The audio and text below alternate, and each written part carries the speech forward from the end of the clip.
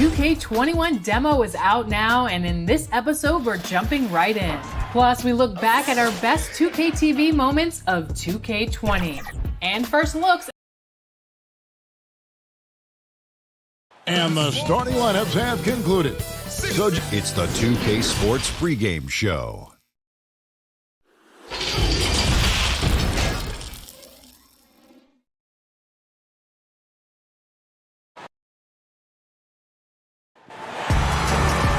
Point forwards and big guards in demand. Yeah, you're right. Thank you.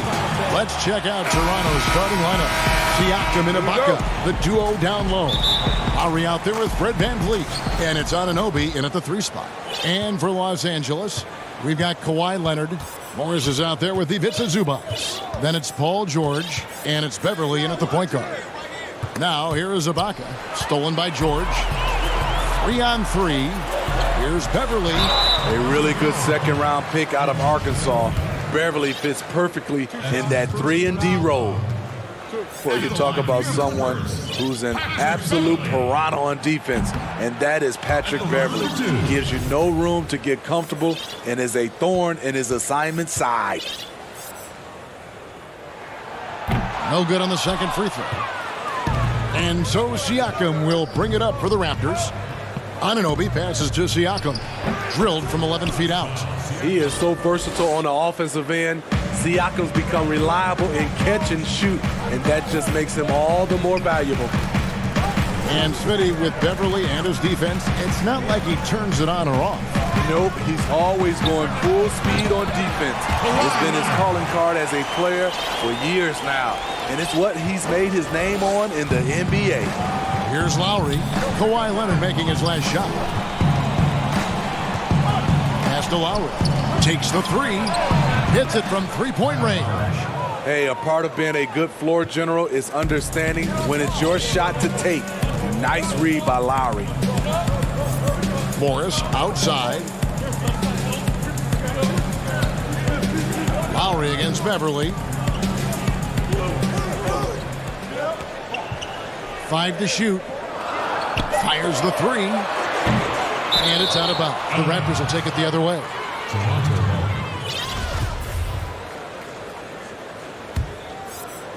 About a minute and a half through the first quarter. VanVleet passes to Ibaka. And here we go with Leonard. Nobody back. And Kawhi Leonard with the slam. Like a gazelle cruising down the court, Kawhi's difficult to stay with in transition. Knocks it loose.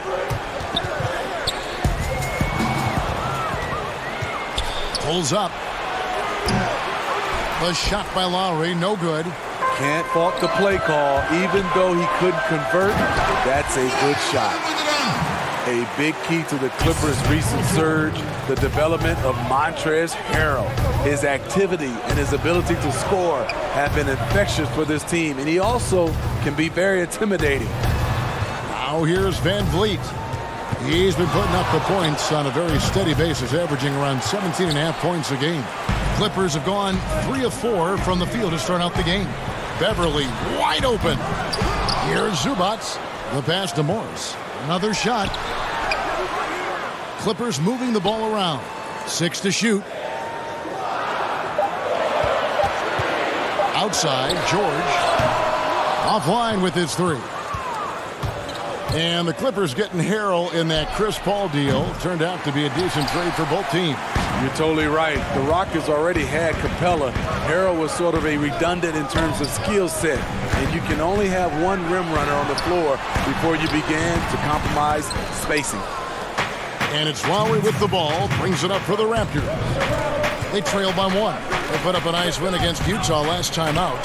Yeah, and that one, their rebounding was the difference. Big disparity between the two teams. And you know this, what you do on the backboard may not completely win or lose a game, but it can tip the scale in one team's favor. Here's Beverly, following the score by Serge Ibaka. And Beverly kicks to Zubac.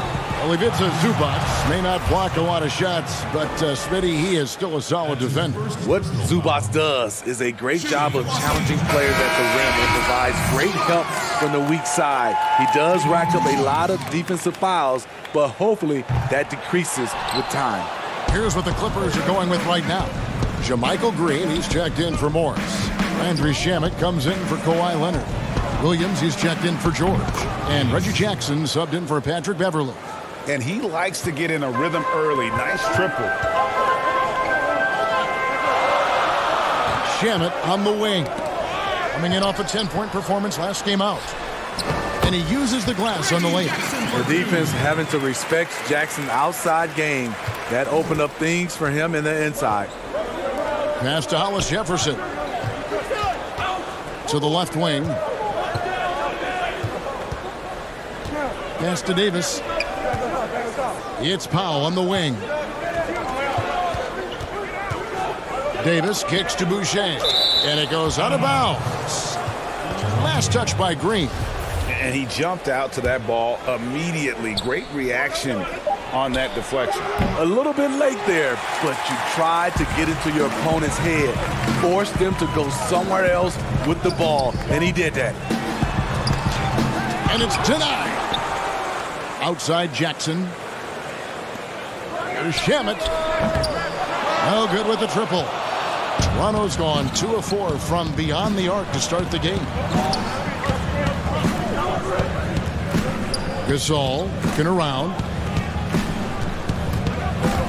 Powell dishes to Gasol. Here's Boucher. Powell, no one around him, drains it from beyond the arc. Beautiful ball movement. Draw and kick. The defense can't catch up. And that does it for the first quarter. The Raptors out in front, up by 4. And the second quarter about to get started. We'll be back in just a moment. Marc Gasol, just fun. You see more phantoms. And great to see so many different cultures and countries embrace the game. Yes, and with players like Gasol having so much success, I think it helps give those Latino and Spanish-speaking fans a connection to the NBA. And hope you've enjoyed the broadcast so far. Halfway through the first half in this one. And from what we've seen so far from the Raptors guys, your thoughts? Stingy on the defensive end in that first quarter. They were just getting up into people. Yeah, they were very physical and very aggressive. They've just been the better team so far. Jackson is out there with Lou Williams. Then it's JaMychal Green. Then it's Ivica Zubac. And it's Shamet in at the small forward. They're the group out there for the Clippers starting the second quarter. Now here's Williams. No points in the game yet for him. Traps in the tray. Well, Steve, it doesn't matter how they do it, but there are some players, as you know, that can get into another player's head. I guess like a Dennis Rodman, but there are a lot of them now that play and use that tactic. Yeah, Draymond Green, Kevin, Patrick Beverley, Chris Paul, I think is one of those guys. P.J. Tucker, he doesn't really talk, but he has a lot of antics. There's a lot of guys that like to get in your head. Also, Joel Embiid is one. He does it extremely well. Okay, well, let's check in with David Aldridge, who's reporting from the sideline. Well, Kevin, after 5 years as an assistant in Toronto last season, Nick Nurse moved to head coach of the Raptors, and the team responded, winning the franchise's first NBA championship. Nurse has been at this for 3 decades. He got his first head coaching position at the age of 23. He has moved all throughout basketball, both domestically and abroad, guiding 15 teams in 5 different countries. After winning it all last year, Kevin, he's finally made it to the top. David, he sure has a long and winding journey. Thank you. It's hauled in by Zubac. The Clippers have gone 3 of 4 from the floor here in the second quarter. Beyond the arc. And again, Los Angeles with the triple. Really good job of creating just enough space to let that one fly. Pass to Boucher. Jacks up a 3. Raptors get it back. Powell, the pass to Gasol. Toronto working the ball around now. Hollis Jefferson. Here's Boucher. Lays it up and in on the nice reverse. And the combination of his quickness and soft touch around the rim really allows him to pull off shots like that. A lot of players don't have the reverse in their arsenal. Now here's Jackson. He had 16 points in the win against Golden State. Here's Zubac. No good on the triple. Toronto's gone 0-3 from beyond the arc to start the second quarter. And out of UCLA, Norman Powell, an athletic 6'4" combo guard, said he modeled his game after Russell Westbrook. And I can see why. He's gifted physically as well. A 6'11" wingspan, a 40-inch vertical leap. He's more of a two-guard in my opinion, and he's off to a strong start in his young career. Here's Jackson. Raptors knocking down the tray. Back to Shamet. From past the arc, Boucher with the rebound. Boucher's got 6 rebounds in the game. Hollis Jefferson finds Powell. Outside Gasol. Stolen by Jackson. The shot by Williams, no good. And that's one way to end up in the highlights. You know what we call this play? A dumb play all the way around, especially at this particular time. Now here's Gasol. Still getting warmed up offensively. No scoring yet from him. Shot clock at 6. Back to Powell. Here's Davis. And the rejection by Zubac. And there's the shot clock violation. Couldn't get the shot off in time. Big group substitution here for the Clippers. Marcus Morris is checked in for Zubac. Leonard comes in for Landry Shamet. George is checked in for Lou Williams. And it's Patrick Beverley in for Jackson. A new group in now for the Raptors. Serge Ibaka is checked in for Gasol. Pascal Siakam comes in for Hollis Jefferson. Fred VanVleet is checked in for Norman Powell. And it's Lowry in for Davis. And pushing it up, here's Los Angeles. Out to Morris. It's George on the wing. Lands soft on the front of the rim and drops. George has got it all tied up now for the Clippers. And how about the setup? Man, Morris keeping his head up. Beautiful assist. Lowry's shot is good. Lowry's got 5. This is what you do when your opponent's trying to take away the 3 and the painted area. Here's Leonard. Oh, and the jam by Leonard. Well, we know Leonard's an elite two-way machine, but there he shows us the artistry. Outside Lowry. There's the 3. It's hauled in by the Clippers. They come in fresh off a win against the Warriors. Yeah, they were able to maintain focus in a hostile environment, and that led to taking shots that made sense. Rarely frazzled. They play with a pretty even temperature in my... It's all tied here in Los Angeles. And don't go away. After the break, we'll see you right back here for the start of the third. The 2K Sports Halftime Show. And we hope you enjoyed a pretty close game for the Clippers throughout the first quarter. They only had a couple of rough scores. And that...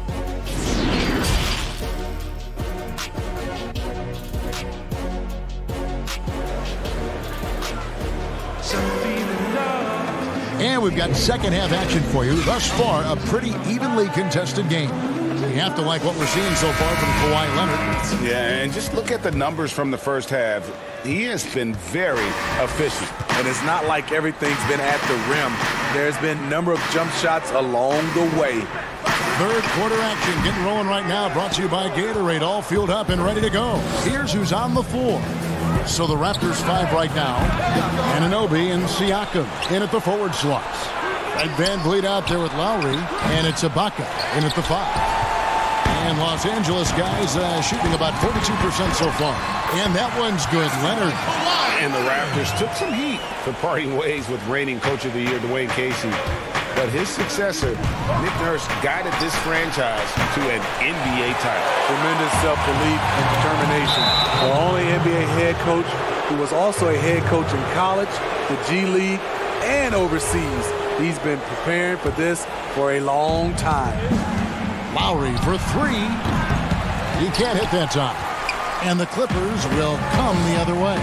They just don't have it right now. 0 for 4. Must have been one poor speech at halftime. Well, for so much of what Paul George brings to the table, you have to start with his defensive impact. He is one of the top defenders in the league at his position, if not the best.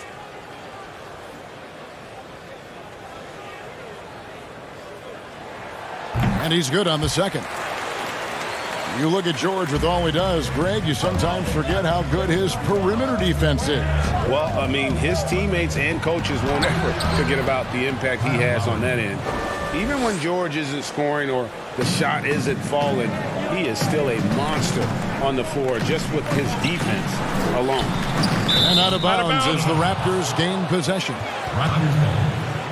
These are the real stats, real scores from the real NBA, showing the top distributors of the basketball over the last 10 games. Kyle Lowry third. And those games have seen him dropping more dimes than you might have thought possible. Back to Van Vliet. He dishes it to Ibaka. And the pass to Van Vliet over George. But they'll get another chance. Passes it to Siakam. Second shot opportunity. It's hauled in by Zubac. Those are chances almost always you can rely on him to get you 2 points, but the D just enough to keep him out of rhythm. And so Van Vliet will bring it up for the Raptors. Since the second half started, they've only given up 3 points. Throughout the evening, he's gotten to his spots, and the defense has not adjusted. Count it. Leonard's got the game tied up here for the Clippers. And defensively, they are on their heels every time the ball comes inside. Lowry, no good off the back of the rim. I'm not sure the defense affected that shot. That was just a blown gimme. Let's go now to the sideline and catch up with David Aldridge.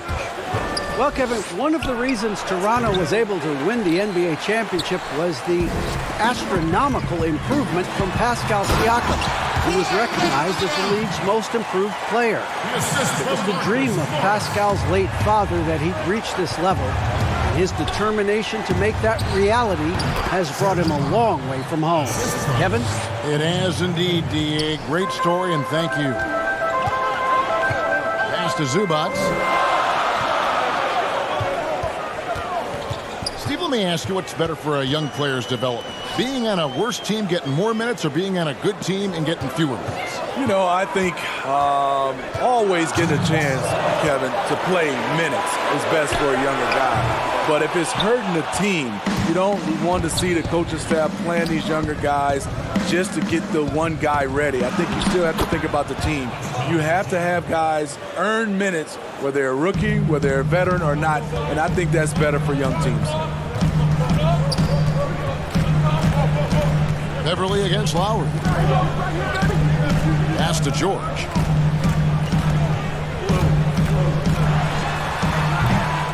And it's Toronto with the rebound. And they haven't been able to turn it into a big lead, but their rebounding advantage is starting to add up. This is the modern-day big. Siakam can stretch you out and can hurt you right at the rim. Feeds it to George.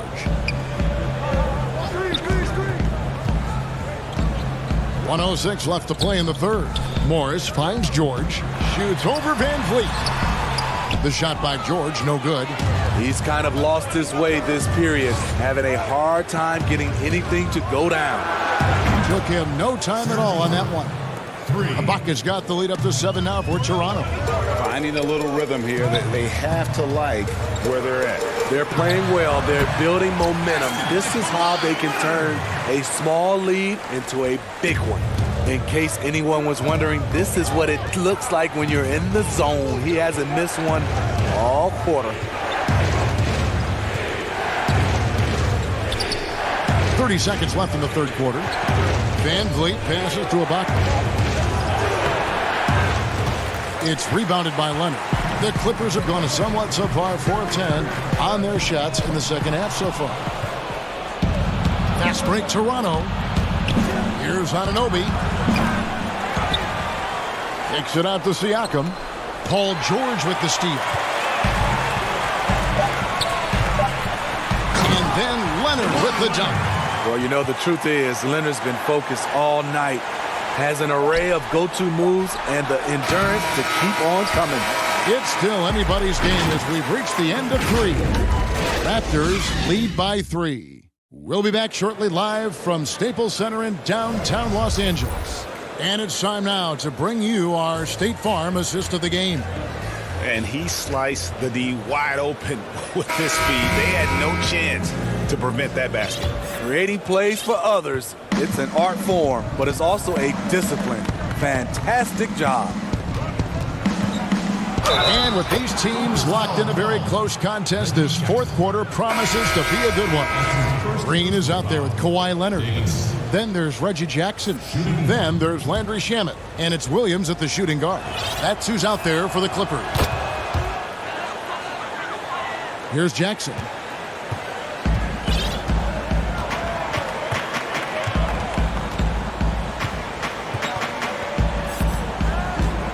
Kicks to Morris. Outside Jackson. Pocket 6. Back to Morris. A 3-ball. A rebound by Gasol. And hard work on the glass. Once again, guys, they put a lot of effort and focus on the backboard. Davis dishes to Gasol.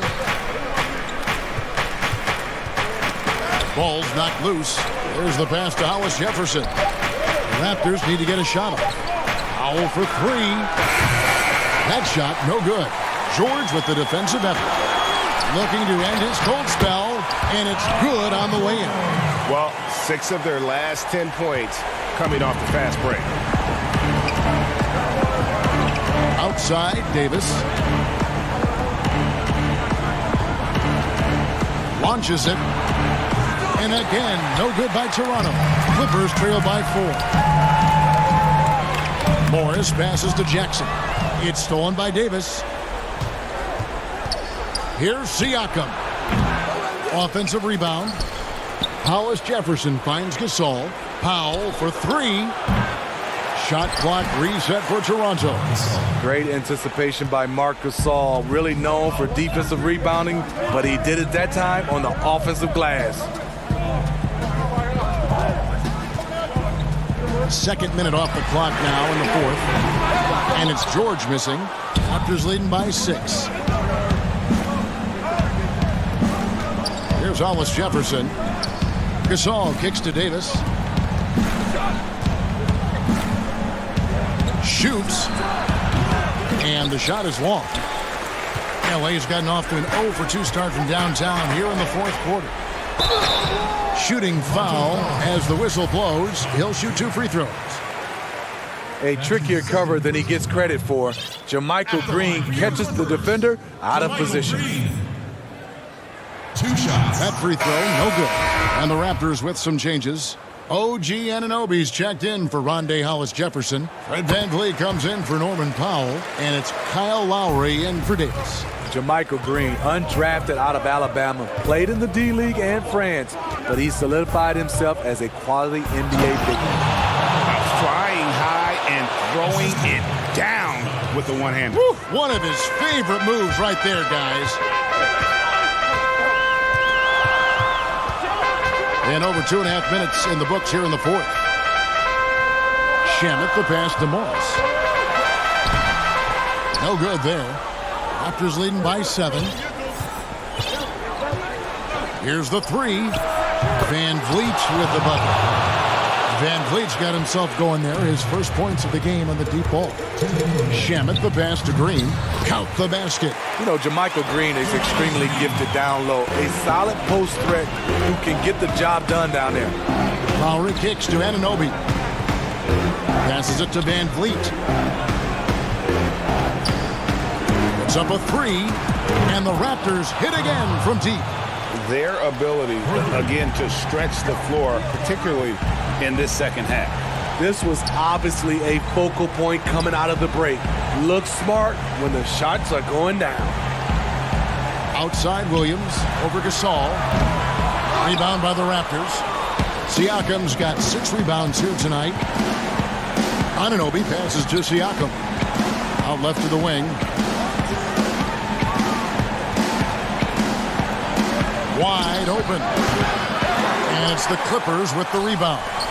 Missed opportunity, wide open from mid-range. He would love to get that one back. Here's Morris. Bullseye. Morris has got his first 2 points. The polished mid-range game of Morris. Some of his best shots come from about that 12 to 20-foot range. Siakam kicks to Anunoby. Back to Siakam. To the right side. The three. Anunoby, no good. Now the Clippers with it. 9-point game. Here's Green.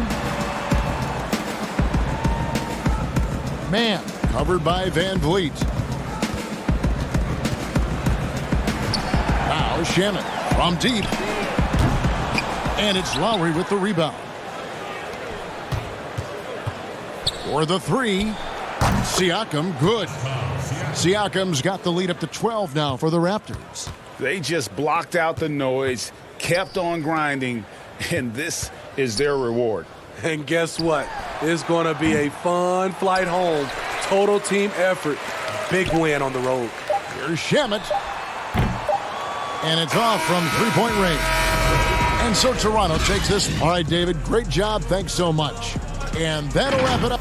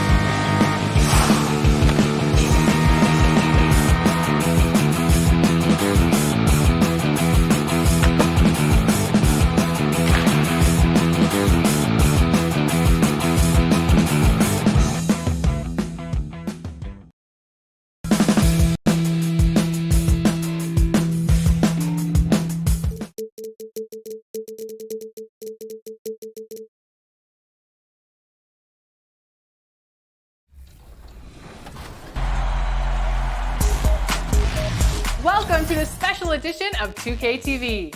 The wait is almost over. We are just days away from 2K Day and the launch of NBA 2K21.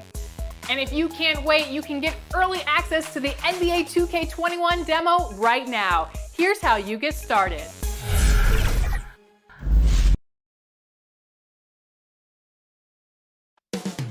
The story continues. Welcome to 2K Sports for another DA. And the game is going global. You're right. Thank you, DA. And let's check out a breakdown. Looking at some stats for him. And the stat to look at is his steal total over the last 5 games. He's been focusing more on his defense, trying to be a disruptor, and it's made them a lot tougher on D. Now we'll look at Dallas's starting lineup. They've got Curry. He's out there with Luka Doncic. Kristaps Porzingis is out there with Tim Hardaway Jr.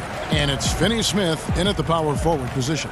And for Toronto, Anunoby and Siakam in at the forward slots. Lowry out there with Fred VanVleet. And it's Ibaka in at the 5 spot. The Raptors' Nick Nurse winning an NBA title in his first season. Greg is an NBA head coach. The first time a head coach who'd also helmed a team in a foreign league has won it. Nurse often reminisces fondly on those days coaching in Europe. And this summer he was entrusted with coaching the Canadian national team at the FIBA World Cup. Siakam. Ibaka, the pass to Siakam. Goes up with it again. And the layup good by Ibaka. Ibaka's got his second bucket of the game to go. And the ability to generate points off offensive rebounds, something Ibaka did a lot earlier in his career before he started spending so much time on the perimeter. Right side Porzingis, outside Hardaway. Curry is inside, covered by VanVleet, and the shot goes down. Well, you know, guys, we know Hardaway can score, but when he makes these passes, it makes him a lot more dangerous. Gets it to go from beyond the arc. And he's not going to miss that sort of an opportunity from deep. Here's Doncic. Misses the 3. The Raptors have gotten 4 of 6 field goal attempts to drop in the first quarter. Anunoby in the corner. Back to Siakam. Here's Anunoby. Guarded by Hardaway. And the shot will not go from Anunoby. For Dallas, they've gone 2 for 4 from the field so far today. Out to Hardaway. Passes to Finney Smith. Doncic against Siakam. Releases. And it hung on the rim, but wouldn't fall for him. Here's VanVleet. And the layup's good off the glass. VanVleet's got his 3rd basket of the night. And once he got to the 10, I think he was surprised to find himself that wide open. Well, this early, they should be showing a lot more energy on defense. Not there. And they call the foul, so a chance at the line for one more coming up. This is as good as it gets for a first quarter in terms of shooting the basketball. Greg, you're exactly right. I mean, everything seems to be dropping. Impressive scoring here. Here's what Toronto's going with right now. Marc Gasol is checked in for Ibaka. Rondé Hollis-Jefferson comes in for Pascal Siakam. Powell, he's checked in for OG Anunoby. Davis is subbed in for Kyle Lowry. Powell for 3. The Mavericks pull it in. They're moving on after the tough loss they took at the hands of the Nuggets. Here's Doncic. Again, the miss by the Mavericks. No doubt it's been a bit of a struggle for him here in this quarter in terms of scoring. Powell for 3. Good, and VanVleet gets the assist. Clark, I'm going to get a little detailed here, but in terms of footwork in the post, who really impresses you? Well, there are a number of guys, Kevin. I mean, you think about it. Kevin Durant is a lethal scorer and does a lot of his work off the dribble and in transition on pull-up threes. But when he is a post-up threat, and he does get posted sometimes, his footwork is superb, absolutely superb. Joel Embiid comes to mind, big fella with feet of a ballerina. Jokic does a great job with his feet, not nearly as athletic as Embiid or Durant. And then I would put Kawhi Leonard outside of a big guy. I mean, he's not a big guy. in terms of position, but boy, he is very efficient down in the low post when he gets it there. Good name. They're getting a lot of their points outside the paint. 3 of their last 5 baskets are from three-point range. It's stolen by Davis. Inside. Hollis Jefferson, good. Defensively, they've been a step slow here to start. Giving up too many open shots. I mean, that's what's happening here, Greg. They look to me to be a bit sluggish. Good offense squaring up against better D there. You got to appreciate that stop. Gasol passes to Davis. Now here's Van Vliet. Outside, Davis. Pass to Hollis Jefferson. Just 5 on the clock. Here's Van Vliet. Outside for Davis. Back to Hollis Jefferson. Goes back up. And it's Davis missing. Hardaway passes to Doncic. This one for 3. Hardaway, no good. From deep three-point range. And the last shot before the buzzer is off. And so it's...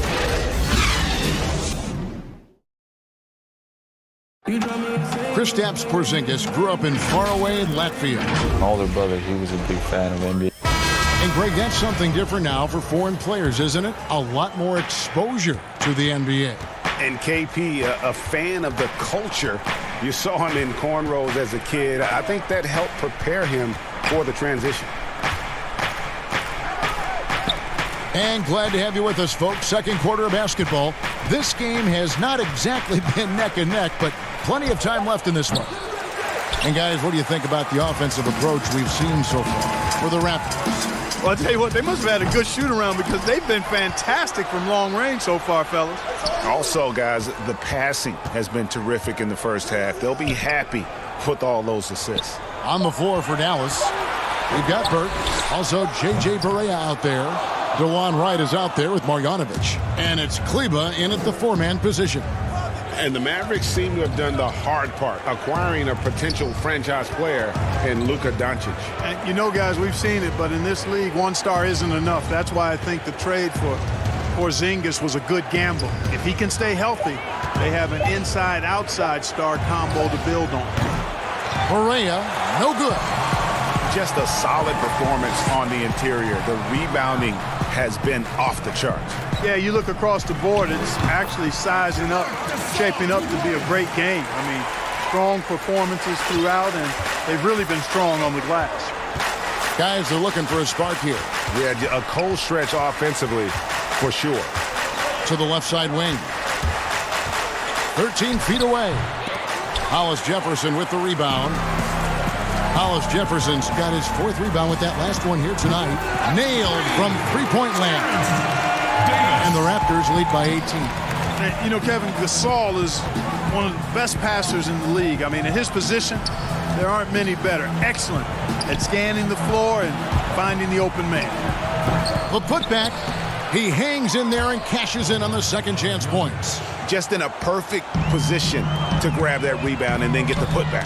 Got a piece of it and stolen by Wright. Outside for Barea. Dallas moving the ball around. Kleba. Offensive rebound Mavericks. Marjanovic, no good. Last game for the Raptors, they picked up the W against the Jazz in Salt Lake City. And it says a lot about you that even when you're not at your best, they definitely were still in that game and able to win comfortably. Greg, they were better than the box score might indicate because they were solid in execution, more so than the stats would show. Barea finds Marjanovic. Here's Barea from deep.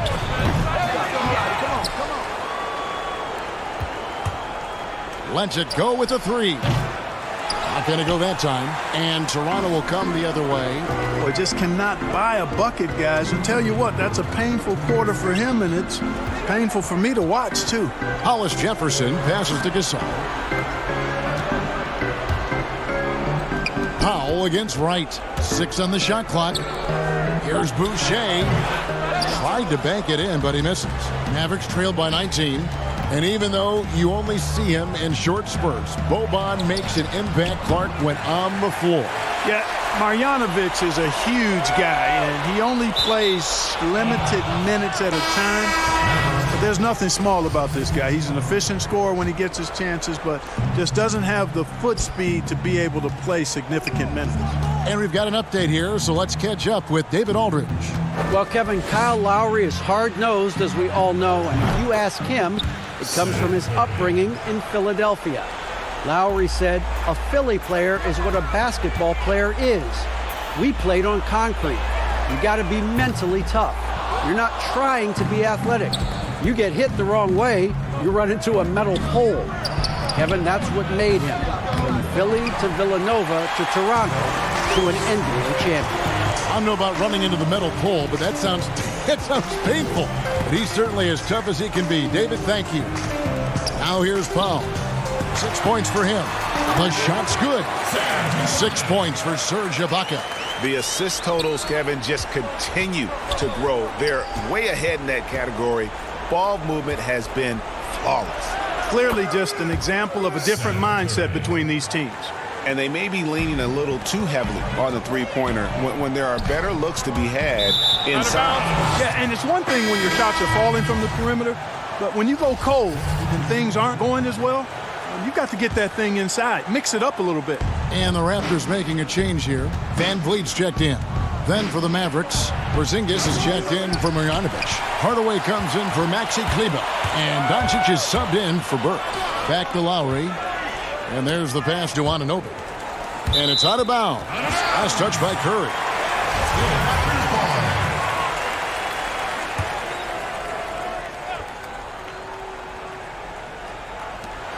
There's 14 seconds left now here in the second. Three-pointer, Lowry. Tell you what, like with most players, when Doncic is aggressive on defense, it makes a difference and causes his coaches to smile. The wide open look here for Porzingis. And so it's the Toronto Raptors. And now, the 2K Sports Halftime Show. Greetings to each and every one of you watching. It's Toronto with the advantage at the half. They're leading by 16. Kenny, what's... And that's...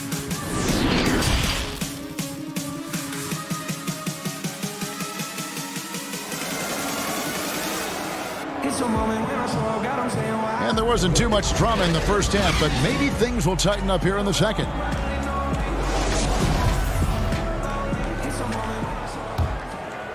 Mavericks trail by 16.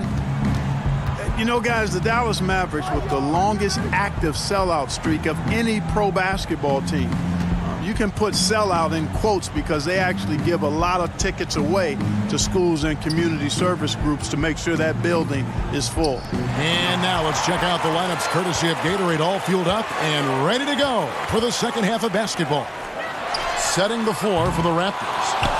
Siakam and Ibaka, the duo down low. Fred Van Vliet out there with Lowry, and it's Anunoby in at the small forward position. You know, Clark, the Mavericks making their games accessible to Dallas fans, much more concerned with the packed house and the revenue at the gate. Yeah, and I like that philosophy, guys. I mean, building their future fan base, those fans will be around for a while, giving young people a chance to become Mavericks fans for life. And you start early, and it pays dividends down the road usually. And Hardaway gets it to go. Boy, that quick trigger mindset, when Hardaway Jr. is firing away like this, you know he's feeling it. That one falls. Ibaka's got 8 points. They are just killing them on the interior.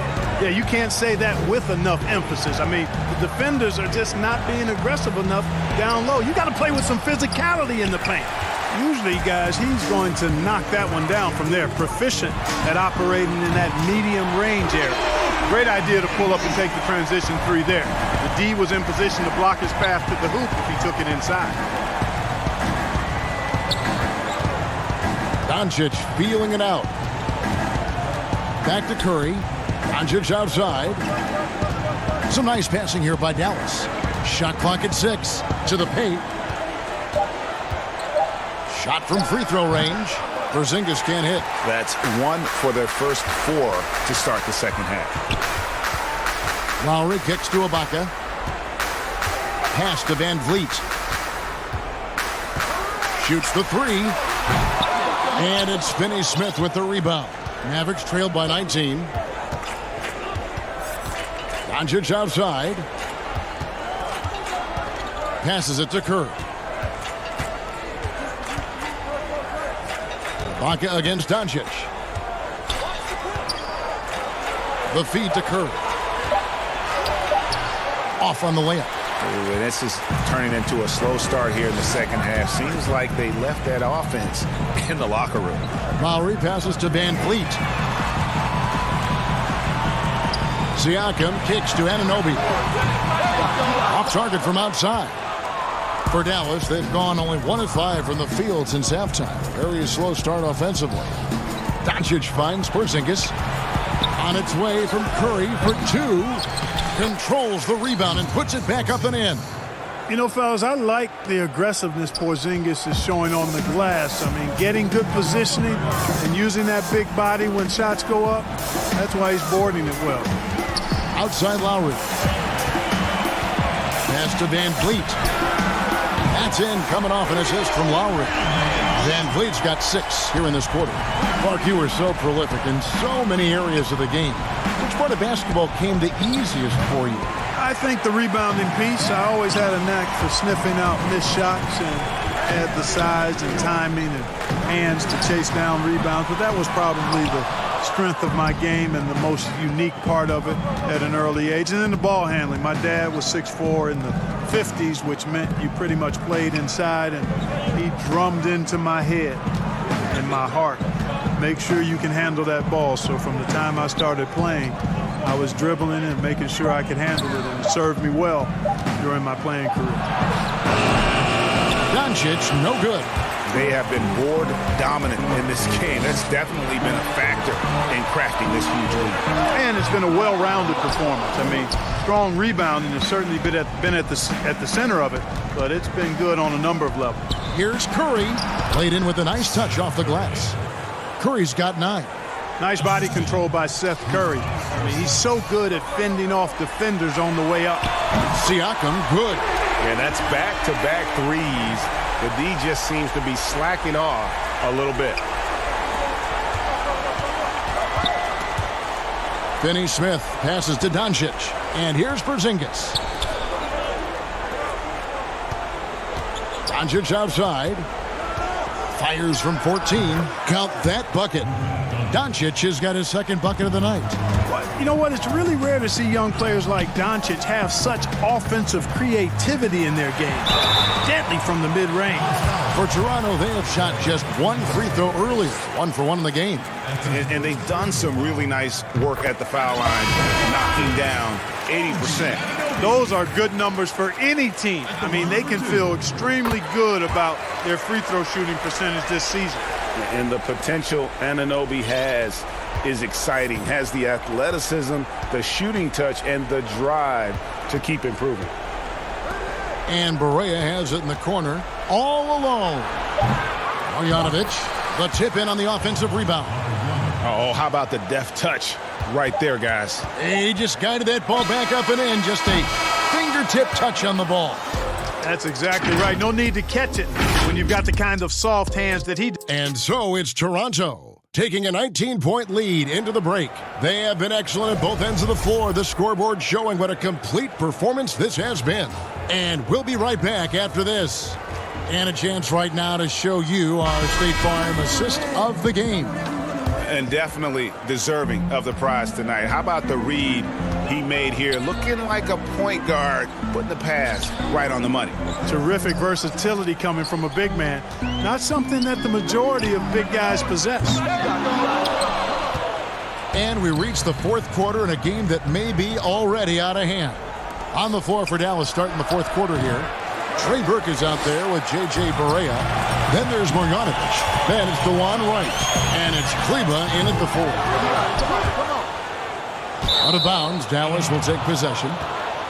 Here's a look at the schedule now for Dallas. On Saturday, they'll head back home to host the Phoenix Suns. Then on Monday, they'll be playing against Lou Williams and the Los Angeles Clippers. And for that matchup with the Kings, even though they should get the win, I would expect it to be a bit of a battle. Just because they are favored doesn't mean it's an automatic W. Shoots. Nice spin off the left rim and in. Siakam's got the first field goal of the fourth quarter here for the Raptors. Out to the wing. Kleba kicks to Burke. Regarding super teams, Clark, you and I have talked a lot about this. Many fans view them in a negative light, but they're actually something we've seen around in this game for a long time. Yeah, you're right. So often we become prisoners of the present and we forget about what transpired in the past, but the Celtics in the 60s were as dominant as any team in the history of the game. The Lakers in the 80s, the Bulls in the 90s. But I guess fans have a complaint because they feel those teams came together more organically compared to what seems to be a movement by free agents that has led to dominant championship teams. Although the Warriors pretty much have built their championship team through the draft. Looking at who's out there now for the Mavericks. Tim Hardaway Jr.'s checked in for Barea. And Luka Doncic subbed in for Burke. Van Vliet kicks to Thomas. Back to Van Vliet. Now Johnson. And he banks in the layup. Johnson's got his first basket. When you allow good scorers to get uncontested shots at the rim, no wonder you're losing. You know, he should be getting extra attention from the defense, not less. And foul up. And it looks like, yep, it's a coach's challenge on the personal foul. That triggers a replay review by the officials. 2 shots.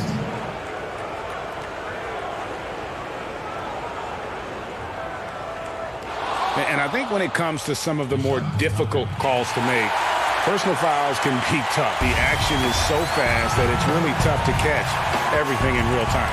The wonders of technology, Greg. We've seen replay reviews so effectively, and involving the coaches by being able now to challenge like this is something a lot of people have been hoping for. And the announcement on the review is that the foul was called in error. So they have determined, Greg, to overrule the original call. And guys, this is what it's all about, getting the call right. And I think in this case, the video review showed that while it was a tough call to make on the floor, they got it right with the review.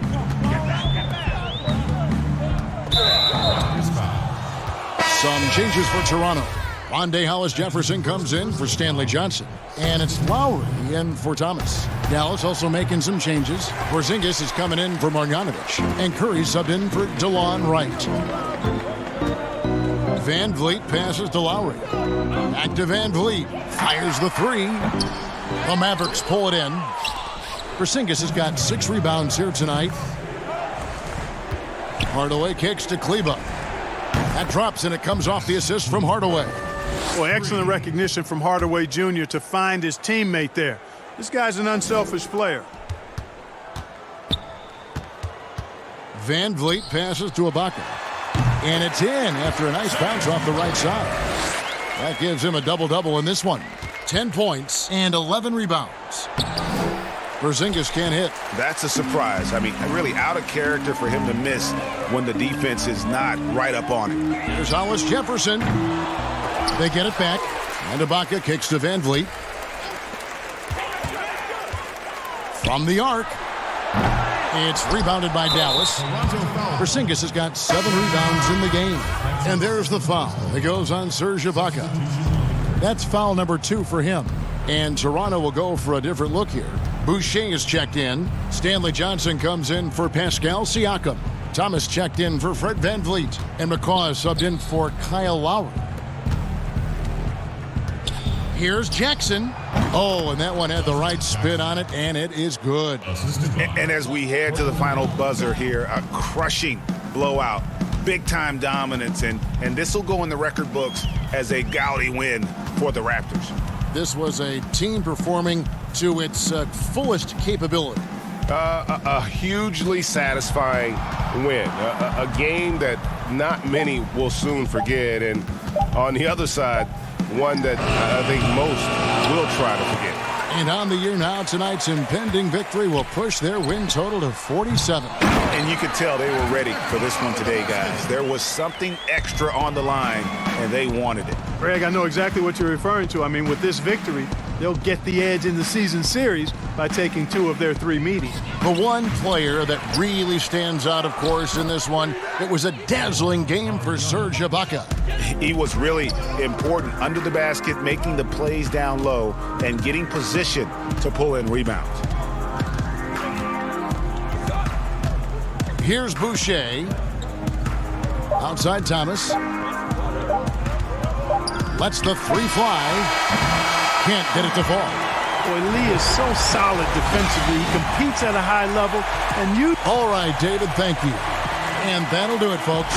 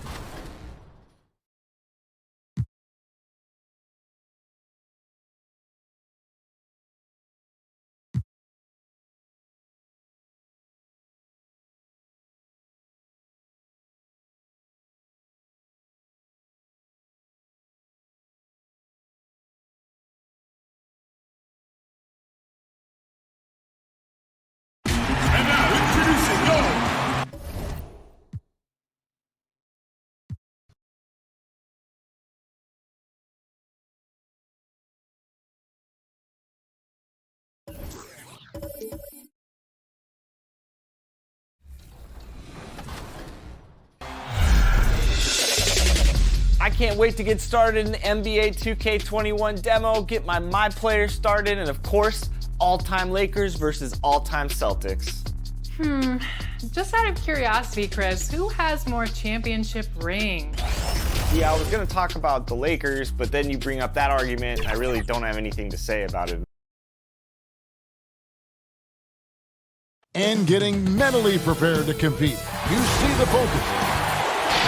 And now a chance to take a look at some numbers for Morris. And guys, it hasn't been pretty for him in the past 5 games. He's having one of those scoring slumps that all players go through at some point in the season. But I know he hadn't lost his confidence, and I expect this young man to get after it here tonight. Here are the 5 for the Clippers. We've got Patrick Beverley. Morris is out there with Ivica Zubac. Then there's Kawhi Leonard, and it's George in at the 2 spot. And for the Mavericks, Doncic out there with Seth Curry. Then there's Hardaway, and there's Porzingis, and it's Finney-Smith in at the 4-man position. And so the Los Angeles Clippers get the first points of the ballgame. Clock is at 3. Here's Hardaway.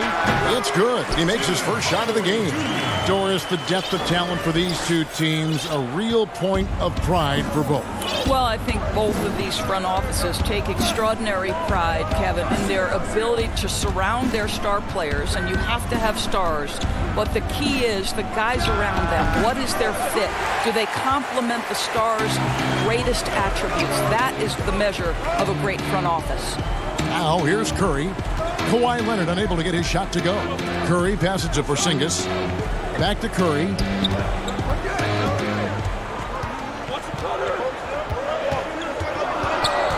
Dallas needs to get off a shot. Here's Doncic. That shot no good.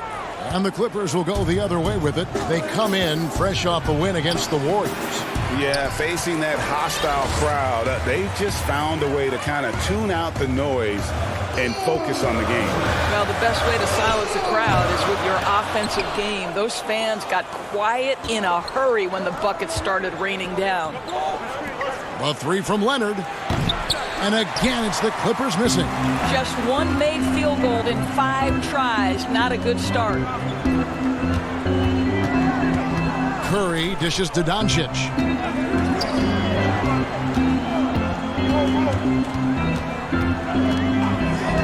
Outside, Porzingis. Dallas, no good that time either. That's another miss. Already they've missed 3 out of 4 to start. Well, this is why it helps to have a big man capable of sprinting the floor. Marcus Morris solid at getting to the right spots. Beverly finds George. Now Morris, guarded by Porzingis. Hardaway against Leonard.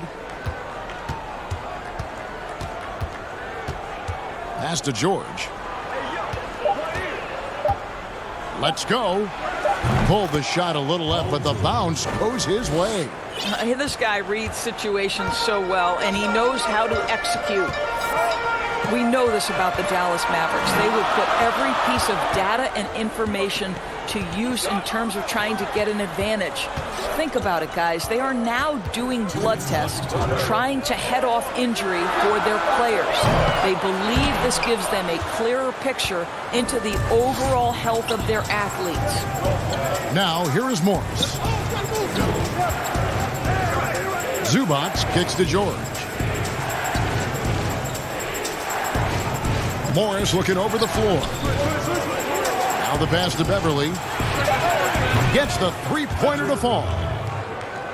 And Doris, those blood tests you were talking about, always subject to player permission. They want to honor player privacy. I think you have to, Kevin, and most of the Mavs have embraced it. These tests have the ability to measure almost 50 biomarkers.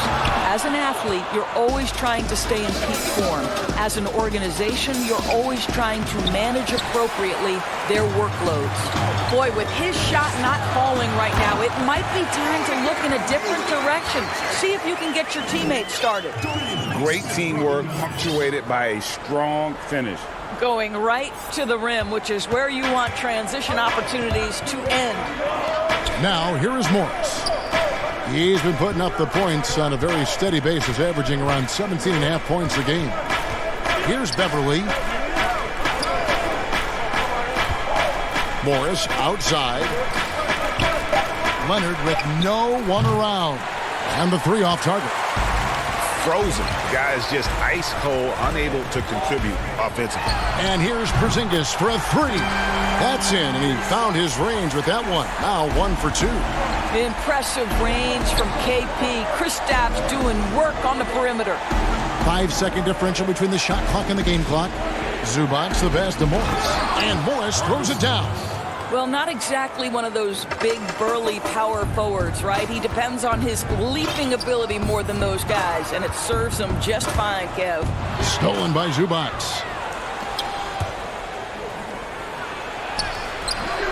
Morris, no good. I'll tell you, most of the time this guy's going to finish that, but that was tremendous defense that prohibits him from completing the play. And that concludes the first quarter of play. Los Angeles on top, up by 4.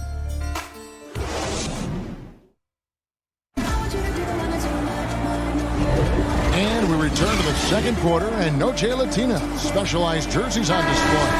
Welcome back, everyone. And taking a look at Los Angeles' performance here, what have they been doing or not doing? You got to credit their defense, communicating, rotating, making plays on the ball. Yeah, I think they wanted to come out of the gate strong, and they have. They've taken the early lead here. J.J. Barea is out there with Trey Burke. Then there's Marjanovic. Then it's DeLon Wright. And it's Kleba in at the 4 slot. So that's who Dallas starts the second with. Burke can't get it to go. That's a shot he makes with regularity, but that time the defense up to the challenge. And he dunks it down. Well, Marcus Morris has tremendous size, and he is willing to find his teammates when they're open. That's nicely done. The Clippers shooting their first free throw of the game right now. Yeah, looking over their percentage on the season, I think they will be thrilled with the number in terms of their free throw percentage, 79. Burke kicks to Kleba. Dallas moving it around.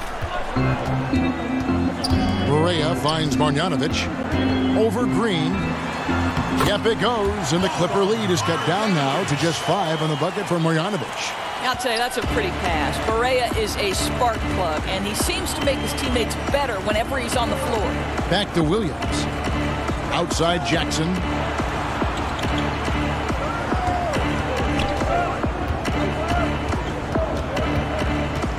Shot clock at 5. The Clippers need to get off a shot. And it's Shamet missing. The Mavericks have gone 1 of 3 to start out the second quarter. A superstar summer, Greg, for the Los Angeles Clippers in Kawhi Leonard and in Paul George. Greg, they have 2 elite wings, great defenders in their prime. Give them credit, but also Kawhi Leonard pushing the levers behind the scenes. He wanted another superstar to join him in recruiting Paul George, who still had 2 years left on his deal in OKC. Kawhi took unprecedented control of his free agent destiny. Jackson misses. Mavericks trailed by 3. Right outside. Pass to Burke. Fires from deep. The Mavericks keeping it alive. The new 14. Kleba, the pass to Marjanovic. Whistle blows. Basket is good. So a chance here for a 3-point play. Yeah, coach's pet peeve there. No box out. And to me, Greg, this is a common theme that's running through the league right now. Guys looking to leak out rather than box out. To the inside. Morris. Good. The nice assist for Williams. Morris has got 6 points. Well, this is the area of the floor where Marcus Morris can be a problem because of that frame and that game. Look out, gentlemen. The kick out to Wright. Right wing. The 3. And that's good. J.J. Barea for 3. Barea's got the lead up to 1 now for the man. Clippers have gone 2 of 4 shooting the ball here in the second. Here's Green. It's rebounded by Dallas. Marjanovic has got his 4th rebound with that last one here tonight. 13 feet away. Barea, no good. The Clippers shooting around 41% on the night. Here's Shamet. Hands it from downtown. Shamet's got his 2nd bucket tonight. And I like the fact that he really was unfazed by that scoreless first quarter, and now you can see him getting into a rhythm. Pass to Wright. To the wing on the left. Pass to Kleba. Out to the right wing. Here's Burke. Bank shot, no good. And he's been way off the mark this quarter. It's been ugly. A three from Morris. Kleba with the rebound. For Dallas, they've gone 4 of 10 in the second quarter from the field. And the ability to stretch the floor from the power forward spot doors becoming almost a requirement. It's worked out well for Marcus Morris. Boy, when he comes into the league, Kevin, 2011, he was viewed as that classic tweener. That at one point was a negative level. The game has now shifted his direction because of his versatility. And he gets it to go. Good job attacking. Those restricted area shots are what every NBA team is looking for. Here's Marjanovic. It's hauled in by Los Angeles. Last time they met was in Dallas, where they beat the Mavericks. Yeah, it was a narrow win. But at that last meeting, I think foul trouble for the other side may have really just tipped the scale and allowed them to escape with the W.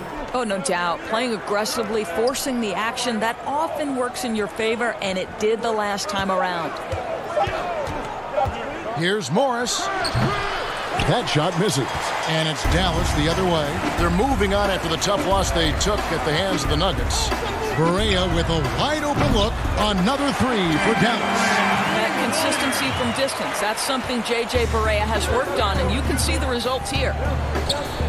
And the wide-open shot from Morris. It's good. Great play by Williams to set it up.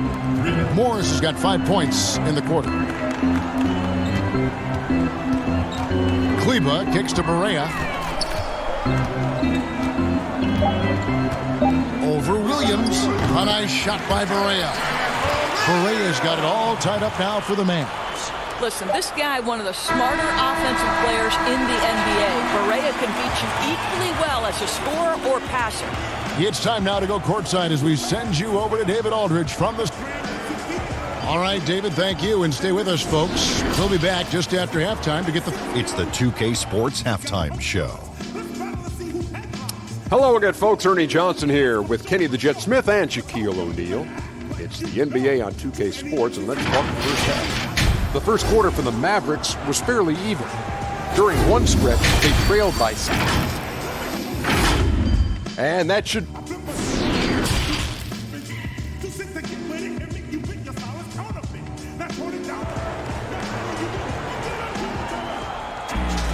And we're halfway through this one. Plenty of basketball left in a game that's been fairly even so far. Nice game. Great performance by Marcus Morris. He's done a fantastic job of finding open space to operate within the first few quarters. One of the things every player is after is efficiency at the offensive end. And boy, this young guy has done just that. Taking a look at Los Angeles, we've got Marcus Morris. Paul George is out there with Patrick Beverley. Then it's Ivica Zubac. And it's Leonard in at the 3 slot. Here's Morris. The Mavericks pull it in. And gotta like what they've been doing down low in the post. On the wing, Doncic. Defended by Beverley. The pass to Finney-Smith. It's Curry outside. That shot off. Excellent D there from George. Lays it up off the glass. You know, Doris, I know your style of play at Providence was one of aggressiveness, a lot of instinct, a lot of smarts, great skill. But I think you also have an appreciation for the players that are real scrappy on the floor. What I love, Kevin, are guys who can influence the game without having incredible offensive skill. So a guy like Patrick Beverley, so a little bit undersized, but would you like to have that guy pick you up at 94 feet, be in your grill and in your face like he gives no quarter, he gives no concession? If he were checking Kevin Harlan, my goodness, you'd have a long night. That would be a torture chamber. I agree with you. Go into the rack with energy, and the D afraid to cut him off. Yeah, gotta chalk that one up to some shaky defending. Yeah, and give him credit for taking advantage. In a close game, those are the types of plays that can swing things in your direction. Leonard, the pass to Morris. On the wing, George. And again, it's the Clippers from deep. That's 3 of 4 here to start the half. On the wing, Doncic. And the dunk by Doncic. This incredible confidence that Luka Doncic possesses, my goodness.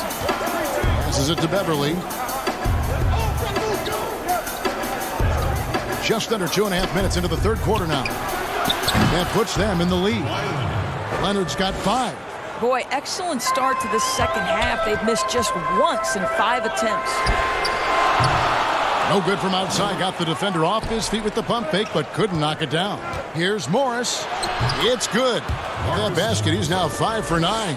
Well, I absolutely love the way this guy has controlled the pace tonight. They've been able to play the style they want. Hardaway, no good. Clippers leading by 3. Guys, they've been getting it done. They came out with a mission, and they have been tough to stop.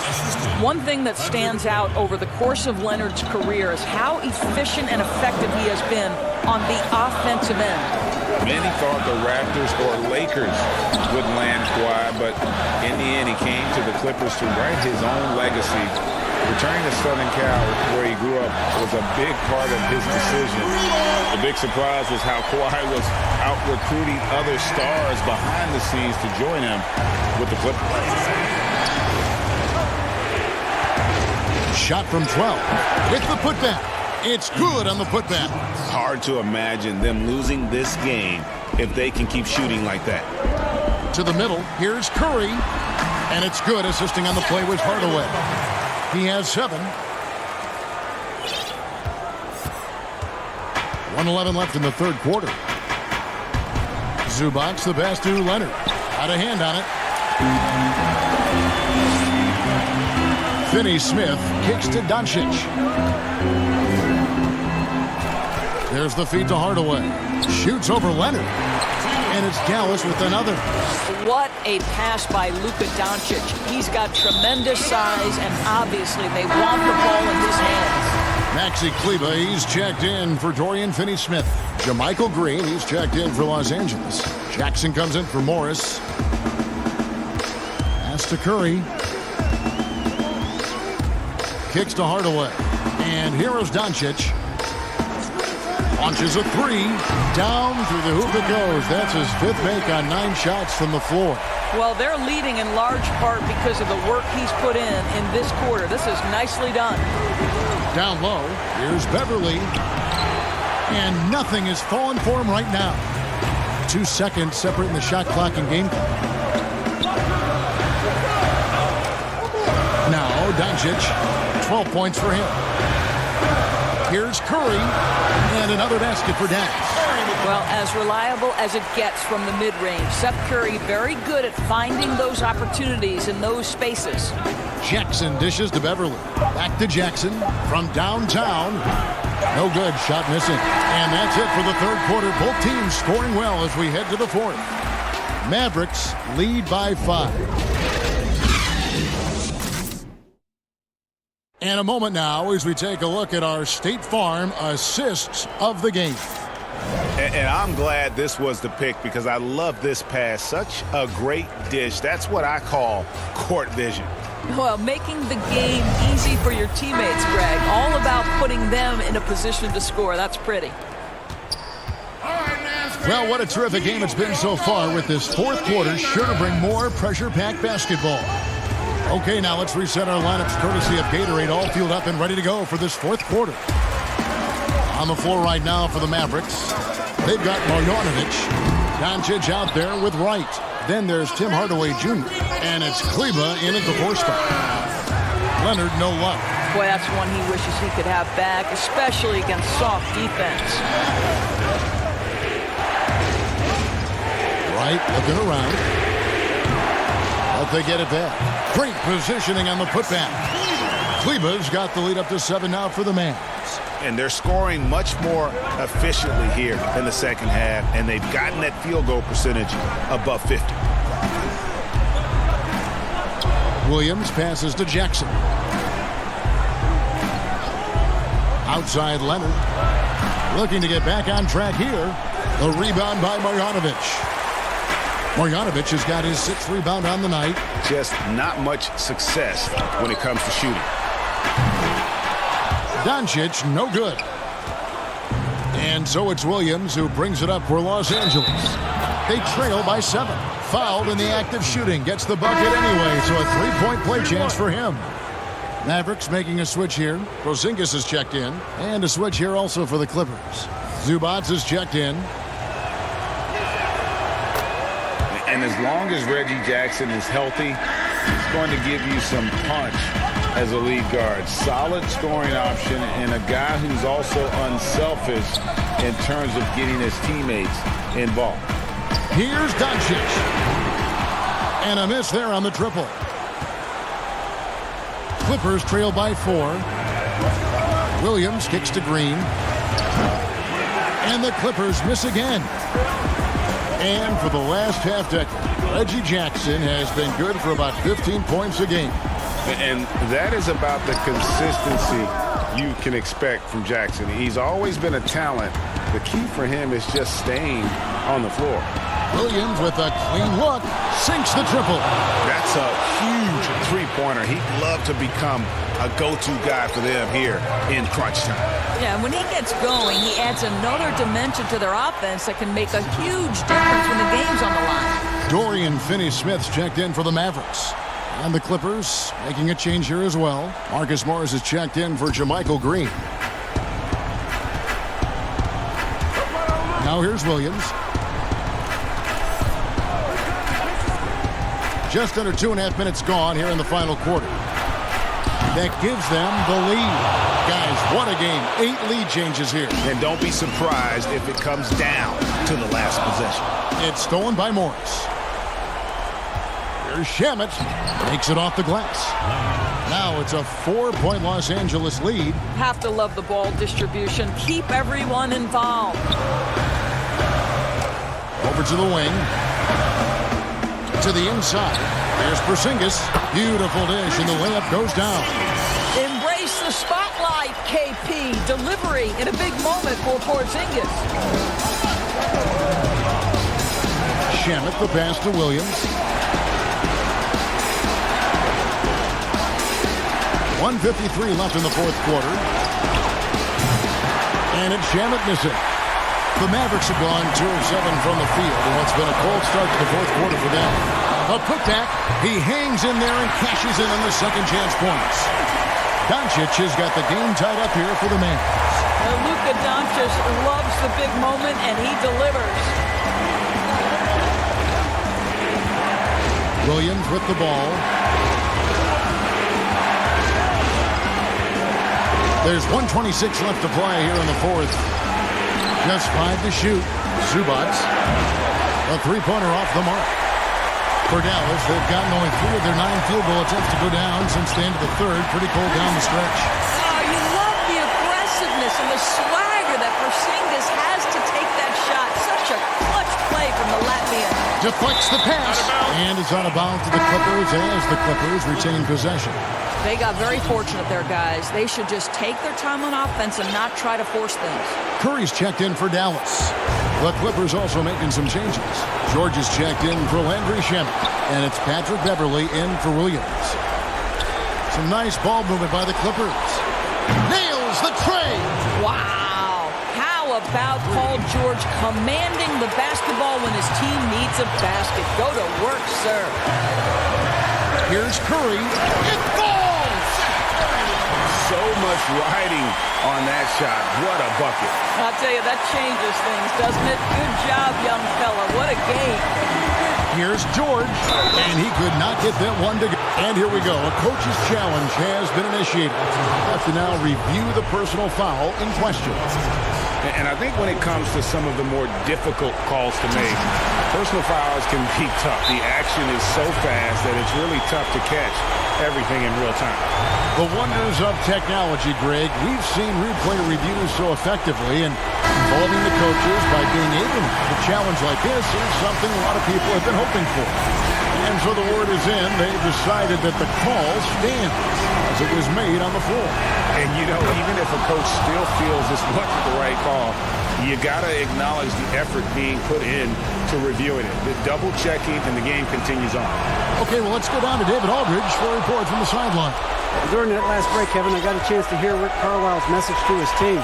This is a close game, as you know, and he sounded extremely confident. He told the players, don't let up now, fellas. This is when we make our move. Right now. Kevin? 32 seconds left in the fourth quarter. To the paint, Porzingis with the steal. Curry passes to Porzingis. Hardaway with it. Doncic with it.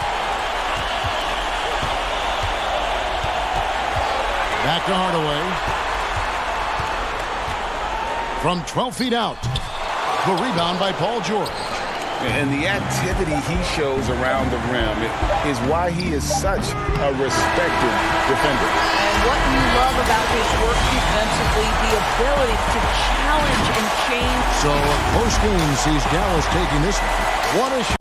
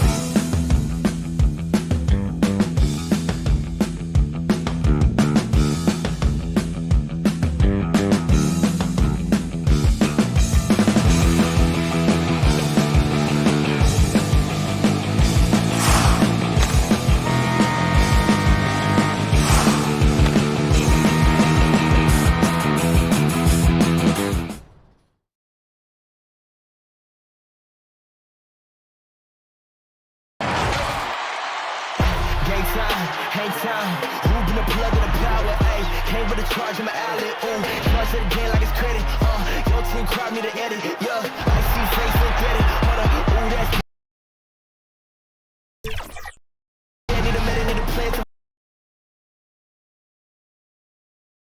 And the Clippers looking good as they came into the arena before the game. Important to make a splash in hostile territory. And the game arrival, sponsored by Express. Dress like a pro. The bustling financial district here in Canada's largest. And a chance to take a look at some numbers for Morris. And he's gone dry over the past 10 games, guys.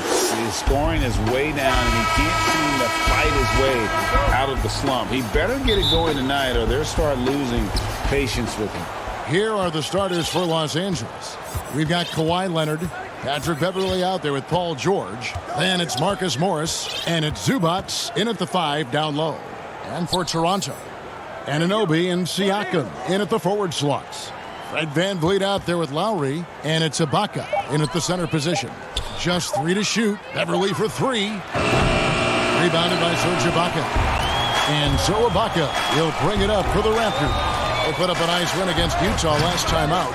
In that one, they owned the backboards. Most of the second chance opportunities went to them. They were able to convert a lot of those offensive rebounds. That's the key, generating points off those extra possessions. Now here's Leonard. Outside for George. And the 3 ball is good.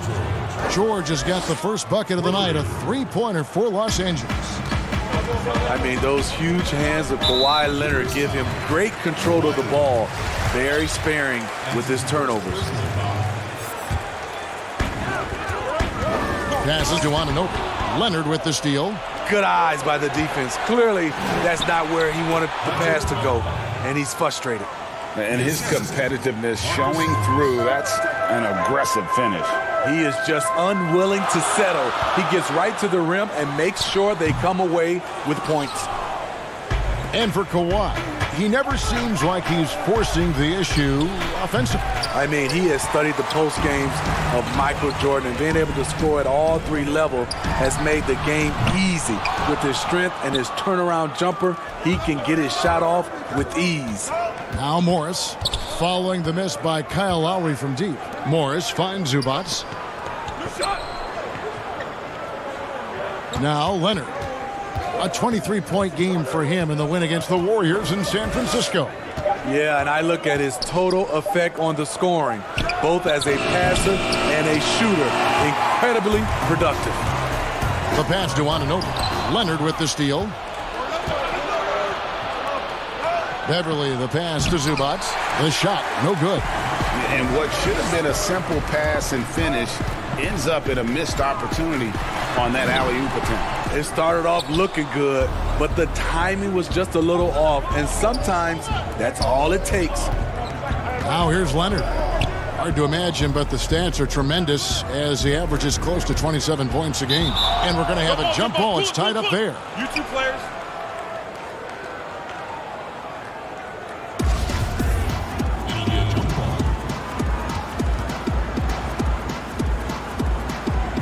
And Toronto has possession. And it's Lowry with the ball. Brings it up for Toronto. Searching for their first points of the game. Count that one from VanVleet. Steve, the league has done a pretty good job of curbing player altercations. So some guys, always though, it seems, are going to be ready to go toe-to-toe and will not back down.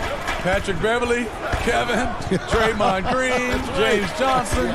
Those guys come to mind. They are ready to go from the tip. They are ready to go. The Toronto Raptors knew Kawhi Leonard might leave, but plan B is to build around their young players. They've got some good ones, in my opinion. And it's a completely new group for Toronto. Big group substitution here for the Clippers. JaMychal Green, he's checked in for Zubats. Andrew Shamet comes in for Morris. Lou Williams is checked in for George. And it's Jackson in for Patrick Beverley. You know, the Raptors have done a great job of finding quality players, Steve, late in the draft and developing them into contributors. Yes, Kevin, and one of those guys is Fred VanVleet. He went undrafted. A long rebuild was never in the cards for Toronto. They're competing as those young guys develop. Shamet. And the Clippers miss again. Raptors trail by 4. Pass to Hollis Jefferson. Here's Boucher. Three-pointer. And it's Davis missing. For the Los Angeles Clippers, they come in off a good outing against Golden State. Williams finds Leonard. Tries from 16 and misses it off the right side of the rim. And really, that is why he is feared as a defender. Right in your face on that shot. Moved his feet, timed it perfectly. That's how you get stopped. Love it. Love the determination he showed there, getting himself into good position under the glass. With the presence of mind to know just where the rebound was going to come down. Well timed. Pass to Shamet. That's good, and it's Leonard with the assist. Working against size, he's just crafty enough to carve out some wiggle room. And that's tough to do from the mid-range because help can come from anywhere, but he beats everyone to the punch. Now Davis. After the missed 3 from Marc Gasol, Boucher's shot is off. What a defensive play. Gets the stop and does it without fouling. Pulls up for 3. Second chance shot. Kicks it to Davis. That one a tad offline to the right, but drops in for him. At the end of one, a closely contested game so far. Clippers lead by 2. And we'll be back in just a moment with the start of the second quarter. Making his... Does Carter really change the... Couldn't have said it better myself. Carter's exciting style of play, GA, really energized the whole country. And playing basketball in a hockey town isn't easy, but Carter really helped get this city and country energized about the game of basketball. And we hope you're enjoying the game. Both teams tonight keeping things pretty even so far on the scoreboard. And guys, what's your take on the Clippers so far? You can see they were well prepared defensively coming into this one. Yes, what they do, they take away the things that teams like to do offensively, also keeping them out of sync. And now let's check out the lineups courtesy of Gatorade, all fueled up and ready to go. Here's the second quarter of play. Setting the floor for the Clippers. Kawhi Leonard is out there with JaMychal Green. Then there's Reggie Jackson. Then it's Williams. And it's Shamet in at the 3 spot. And we've got an update here, so let's check in with David Aldridge reporting from the sideline.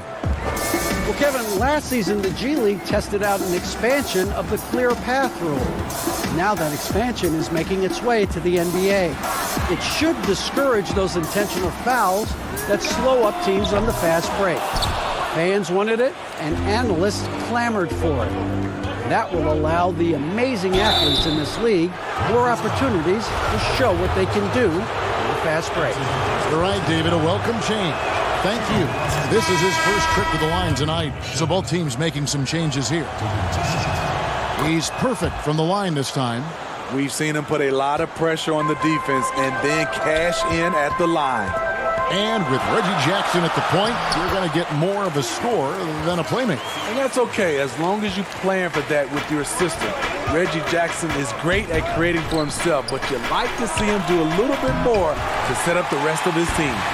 And you could tell he thought he had a little more space, but the defender was right there. The ability to close out on perimeter shooters is so important in today's game. And Lowry gets it to go. Lowry, a guy who can do a little bit of everything for you, including stretching the floor. Passes it to Beverly. Ibaka with some nice D. Toronto's gone 1 of 2 on 3-pointers here in the second quarter so far. Lowry kicks to Ibaka. Back to Lowry. Siakam left side. Over Morris. And Siakam gets it to go on the assist by Lowry. Siakam's got the lead up to 3 now for the Raptors. Shamet the pass to Morris. Some nice ball movement by the Clippers. Here's Zubac, and he gets the whistle. 2 free throws coming up. Well, Smitty, we're coming down the stretch here. Talk about the mental toughness needed to finish a season strong. You know, I think you got to have that. Everybody talk about the game physically, guys making shots. And we all know there's some teams and players, they all do that well. But who's the tough team that can get through the tough times? That's when you see the teams that can get over the hump and you start to say, I like that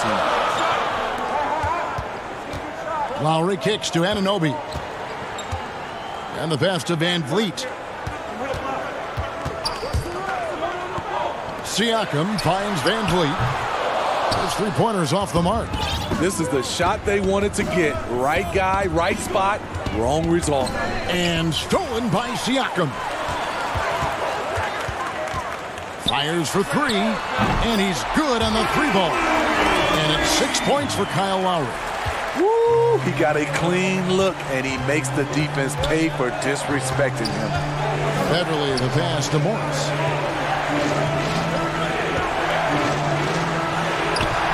It's hauled in by the Raptors. Ibaka's got his 6th rebound on the night. Here's Van Vliet. And he tries off the glass, but it's no good. Nothing seems to be going down for him today.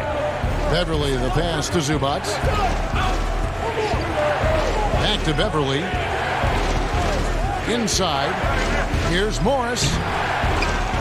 Outside for George. It's George on the wing. Los Angeles with another miss. Here's the Raptors with the ball. They're on a 10-1 run. Outside Lowry. Anunoby passes to Lowry. No good from outside. Clippers trail by 5. Here's George, and it's George finishing it off. And hustle paying off there for George in the open court. Gets up court in a flash and finishes before the D can even react. The shot by Lowry, no good. Clippers have gone just 2 of 8 shooting here in the second quarter. Here's Siakam. He picked up 27 points in their last win against Utah. And made a big mark at the free throw line as well. He got himself to the strike a lot. And here he comes! That was amazing, and look at the elevation. You know, he's known as a lunch pail guy. Siakam showing the crowd a little extra that time. Beverly looking around. Back to Morris. High post, Zubac. It's hauled in by the Raptors. And the pressure he put on that shot forced the miscue. The rim protection at its finest. The result is the same whether you block the shot or simply change it. Beverly with the ball. George with no one around. That one wide left. And listen, sometime. Thank you, David, and we'll be back after halftime as the third quarter gets underway. The 2K Sports Halftime Show. Hey, welcome back to the first quarter for the Raptors was fairly even. Some good moments from both teams, but as the first period wrapped up, they trailed by 2. The second quarter largely belonged to them as they took charge of the game and jumped out.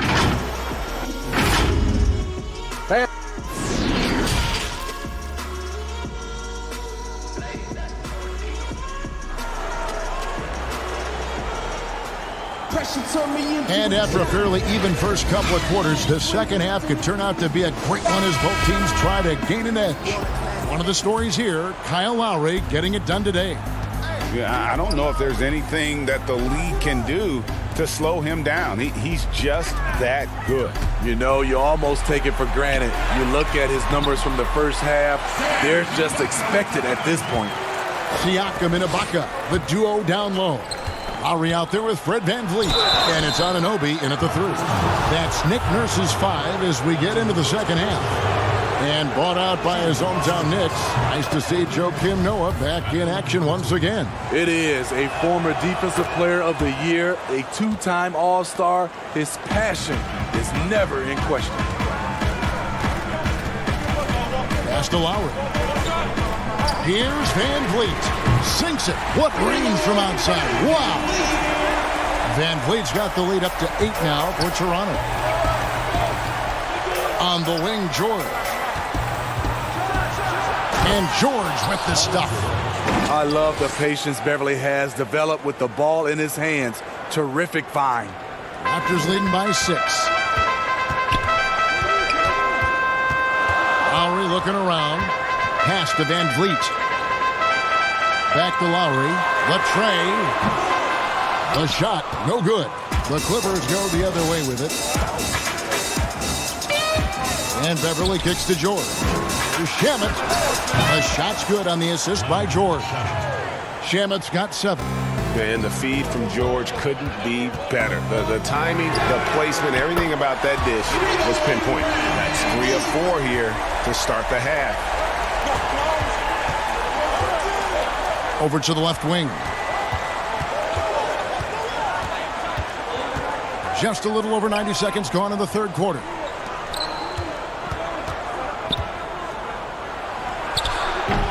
Hits the front of the rim and out.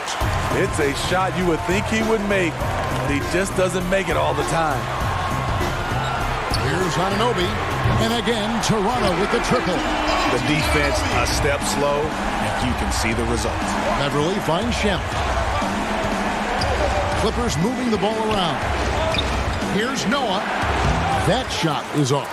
Good D by Siakam. Anunoby passes to Lowry. Here's Anunoby, defended by George. Back to Lowry. Ibaka right side. Down to 5 on the shot clock. Van Vliet can't get it to go. And close to making the defense pay for the lax coverage that time. Now the Raptors moving it up. Here's Anunoby. Good on the triple. Anunoby's got 6 points in the quarter. Whatever they did right in the first half defensively, we're not seeing it now. There's Shamet. And no good. The dry spell continuing for him. Anunoby passes to Ibaka.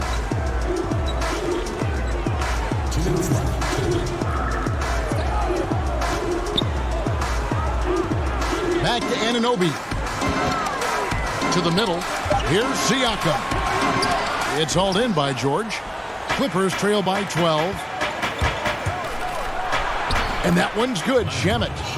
Shamet's got his 3rd bucket of the night. Raptors have gotten 5 of 8 shots to fall for them in the third quarter. A nice 62% from the field. Van Vliet, the rebound by Paul George. George has got 4 rebounds now tonight. It's amazing. All night he's been out of sync on the offensive end, yet they continue to lead. Here's Anunoby. The shot's good on the assist by Lowry. Anunoby's got 9 points. 12 straight points off of 3-pointers, and the D looks shell-shocked. Here's Shamet. Rebound by the Raptors. Ibaka's got 11 rebounds in the game. 3-pointer. Raptors get it back. Anunoby passes to Van Vliet. He kicks it to Lowry. There's the triple. Here's Anunoby. Back to Van Vliet. For 3. Bangs home the trifecta. Van Vliet's got 9 points here in the second half. And how about the last 5 made shots have all been threes? The defense is just giving up a barrage. A nice shot by George. Yeah, and when you're hit, you gotta hit back. And you know he was going to try to respond. Those threes canceling each other out perfectly. So timeout called here, the first for Toronto. And Kevin, he saw his guys just a little sluggish out there. Oftentimes a timeout like this allows you to kind of just reset. And it's a completely new group for Toronto. Shot and game clock separated by 5. Passes to Hollis Jefferson. Here's Powell. Gets to the corner and buries it. And offensively, they finally seem to be coming around after an ugly first half. The pass to Zubac. Outside Leonard. Outside Green. Jackson from long range. And So it's the Toronto Raptors. Their lead at 15 going into the break. Their defense has been active and effective. We'll get right back to the action when we return. And while we can now, let's take a look at today's State Farm assist of the game. And the definition of teamwork right there, guys. I mean, what great communication between them, and what a beautiful feed. Fundamental basketball. Keep your eyes up. Keep the ball moving. You're going to keep the defense on its heels. And with the fourth quarter upon us, time is running out for this game to become competitive.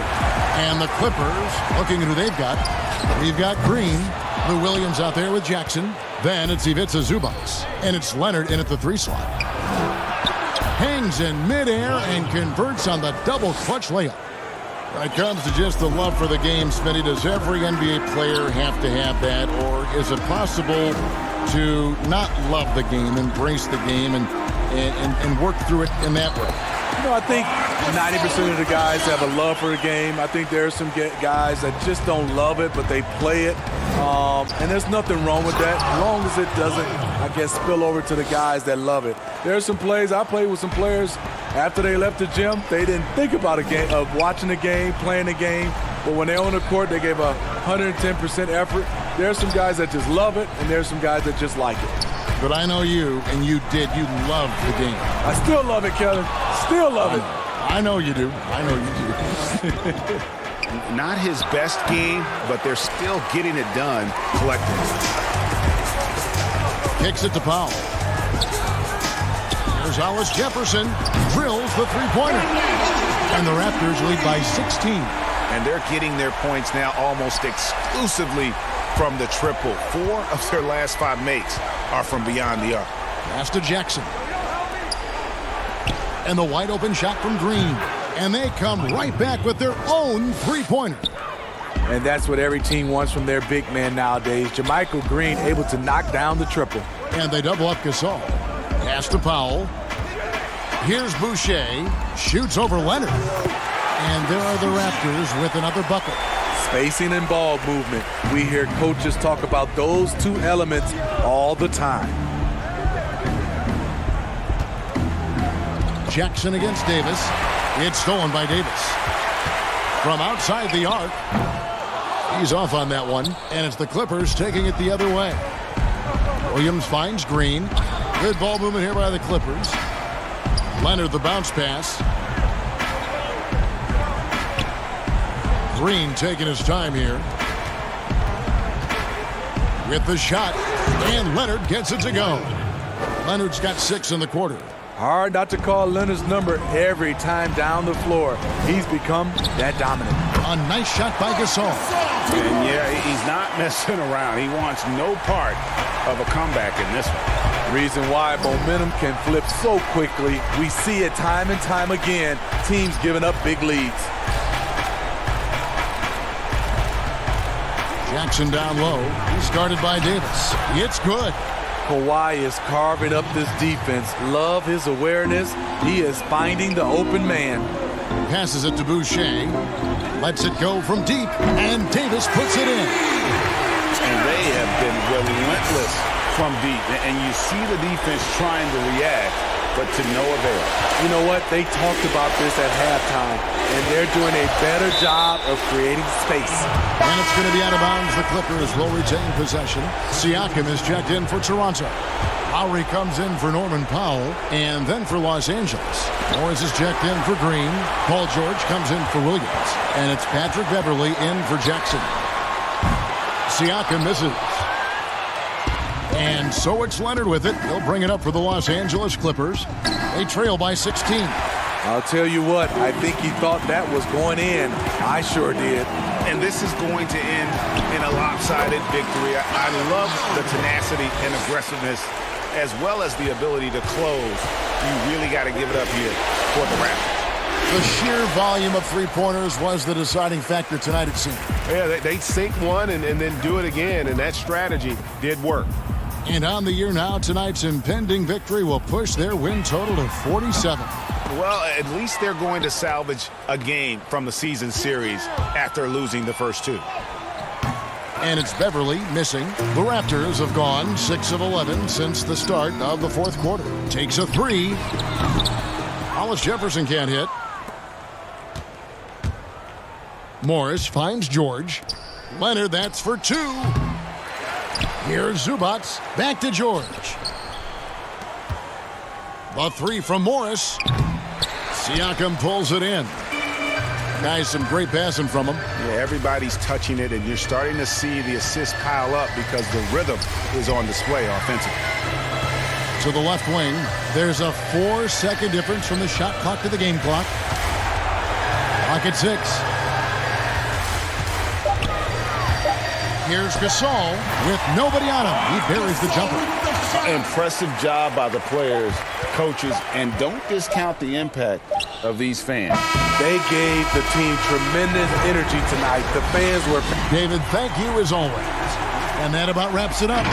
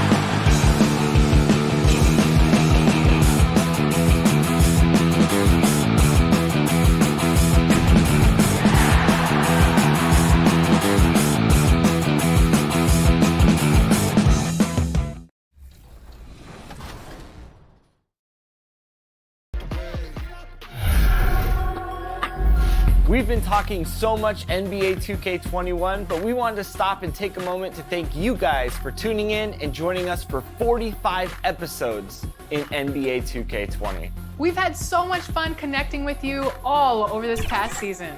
So as we A stunning view of the moon.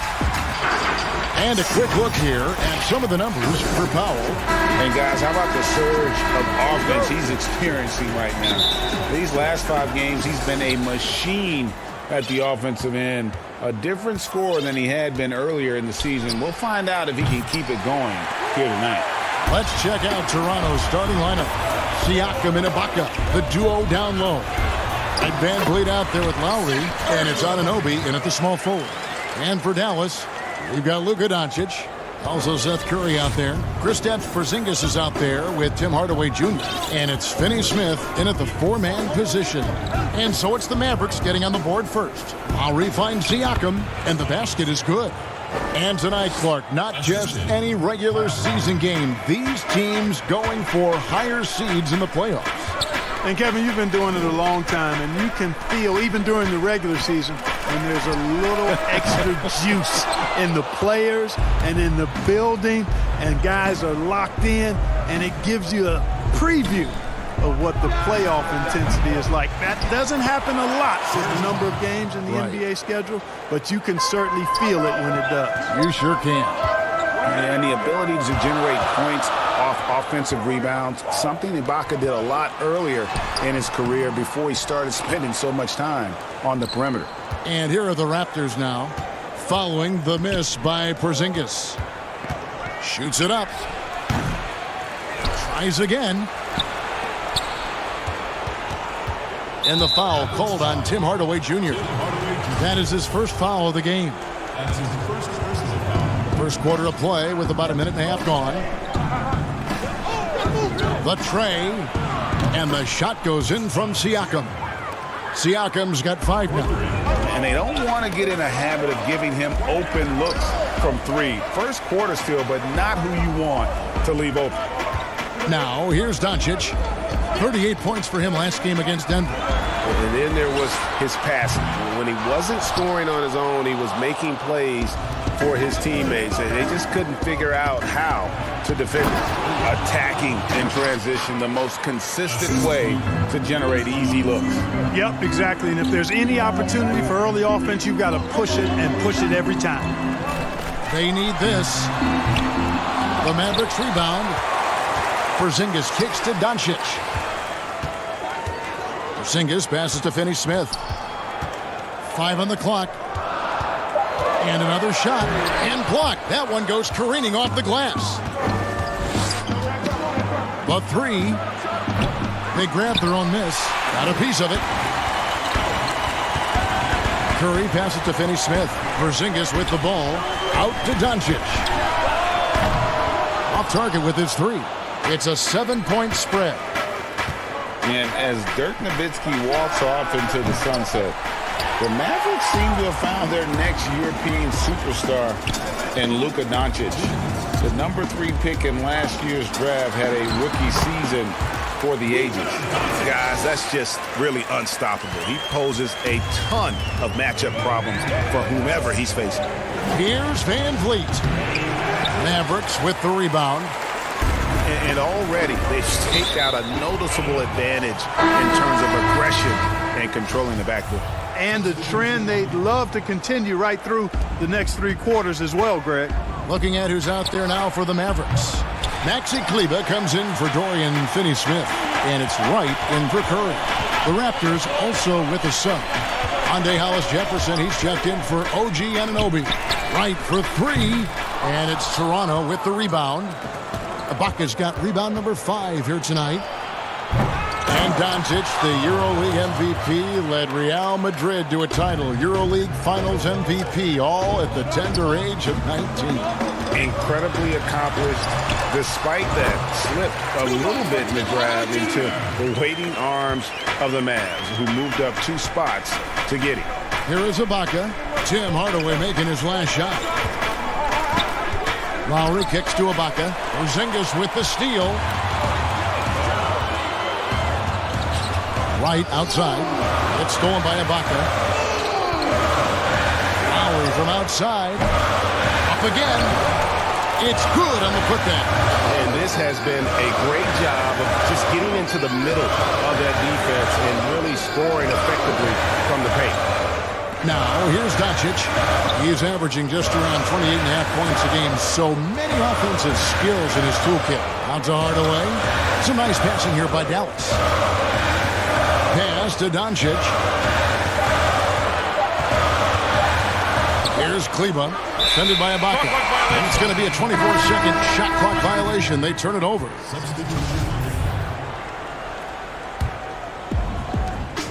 We've got 13 seconds left to play in the first quarter. Here's Boucher. And the Raptors miss again. And they're running. And so it's the Toronto Raptors heading to the bench.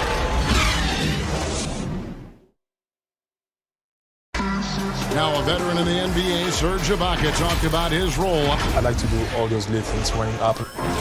And Ibaka, Greg, a great complimentary player. And you like his combination of size and skill, able to impact the game at both ends on a high level. And as we return, it's Noche Latina, celebrating the NBA's connection to the Latin American community. What do you guys think about the Raptors here in this one? Well, one way to generate more offense, pound the offensive glass. That was the difference in the first. Oh, there's no doubt about it, guys. Without those second chance points, this game would have had a much different feel to it. They've got Wright. Trey Burke is out there with J.J. Barea. Then there's Marjanovic. And it's Kleba in at the 4 spot. So that's who Dallas starts the second with. And just like his brother Powell, Marc Gasol active in humanitarian causes. I mean, we saw him volunteering on rescue boats in the Mediterranean. Mark doing his part, but also bringing attention to that humanitarian crisis. The putback controls the rebound and puts it back up and in. Boucher's got the lead up to 7 now for the Raptors. Way to work the glass, buffet style. Second chance bucket. They can make a big difference. Yeah, just a solid job on the backboard. They are really controlling. Yes, sir. That was incredible. Oh, man. One of the things you love about Hollis Jefferson is his activity. I mean, he impacts the game really without having plays called for him. Barea, the pass to Wright. Takes the 13-footer. Offensive rebound. Hard work and soft hands, guys. That's what made that play possible. No simple offensive rebound there. Going for the tip in. But that's the way to go if you've got good position. Hollis Jefferson. He hangs in there and cashes in on the second chance points. Another bucket down low. They've been the aggressors, taking the ball inside and attacking at the rim. You're exactly right. It's been all good at one end, and let's be diplomatic and just say not so good at the other end. And Gasol slams it in. Really, it's a thing of beauty to watch Hollis Jefferson move the ball like that. I mean, he's a team-oriented guy who looks to make the pass as much as possible. Right, the pass to Marjanovic. Outside for Barea. Here's Burke, guarded by Powell. Three-pointer. The Mavericks keeping it alive. The new 14. And contact on the shot, so he'll be shooting free throws here. Here's a look at the schedule now for Dallas. On Saturday, it'll be the Phoenix Suns coming into town. And then on Monday, they'll face off against Paul George and the Los Angeles Clippers. And, you know, nobody loves playing on the road, but it does offer a good chance to see exactly what your team is made of. This team is going to find out a lot about itself over the next stretch of games. Dorian Finney-Smith's checked in for Dallas. Seth Curry comes in for J.J. Barea. Clark, you know, some players just don't need a lot of rest. They could play basketball all day, every day, and don't want to be taken out. They've all got a lot of engine in them. Yeah, they do. 24/7 guys, we call them. They don't need a lot of fuel, and it seems like they never are out of fuel. Guys like Paul George and Russell Westbrook come to mind. Mm-hmm. And so the ball out of bounds. Davis touched it last. As we approach the playoffs, let's see how the East is shaping up.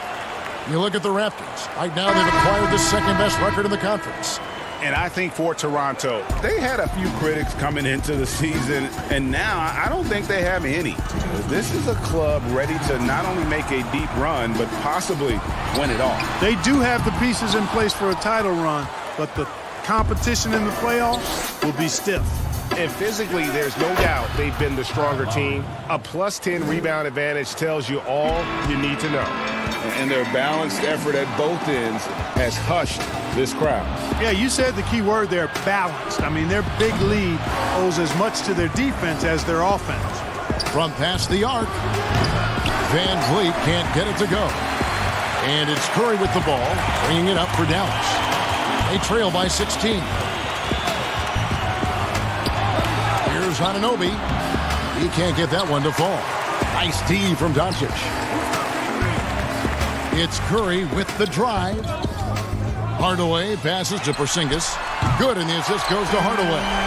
Porzingis has got himself going with the triple, his first basket of the game. You've simply got to get out on Porzingis. I mean, his three-point shot is a big part of his game. The real come at us, and we're coming right back at you. A little back and forth from long range. I love it. That's a terrific answer there.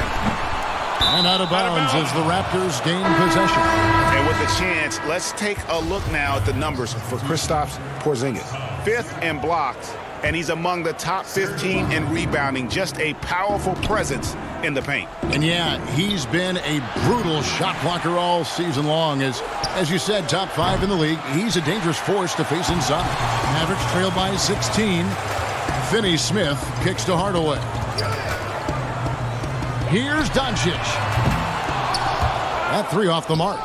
He is just really almost playing for the other team. The shooting has just been poor. Dallas shooting a pretty sorry 29% from the floor here. Porzingis finds Doncic. Over Lowry. Again, the miss by the Mavericks. Not sure what the D was doing there. Clearly a breakdown. You can ill afford to give a guy like him that good a look. And so it's the Toronto Raptors. Thank you, David, and we'll be right back after halftime to start the third quarter. And now, the 2K Sports Halftime Show. After one, it's Toronto with the advantage at the half. They're leading by 16. Kenny. And that.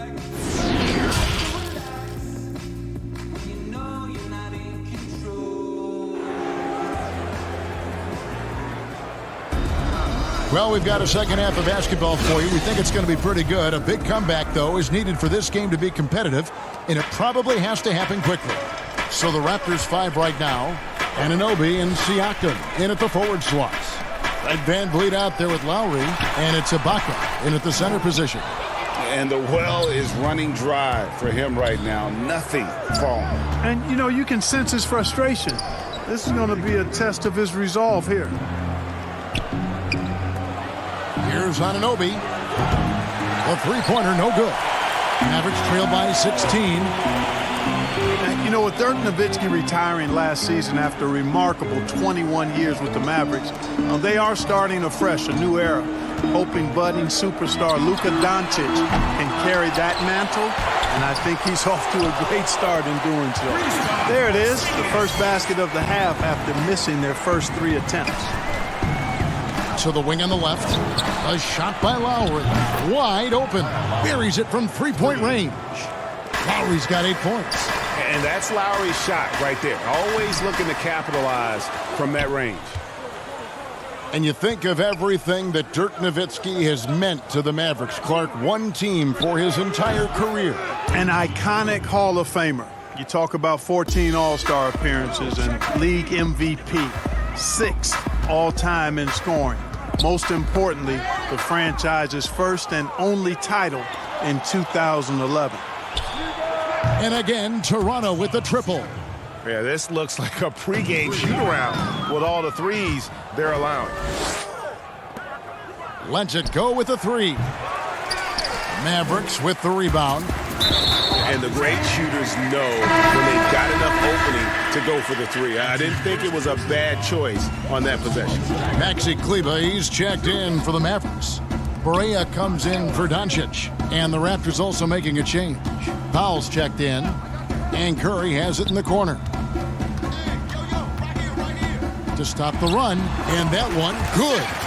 Curry's got his second basket. He's becoming more comfortable in tight. Seth Curry is good at picking his spots from this area. Lowry drives in, and he drops in the layup off the glass.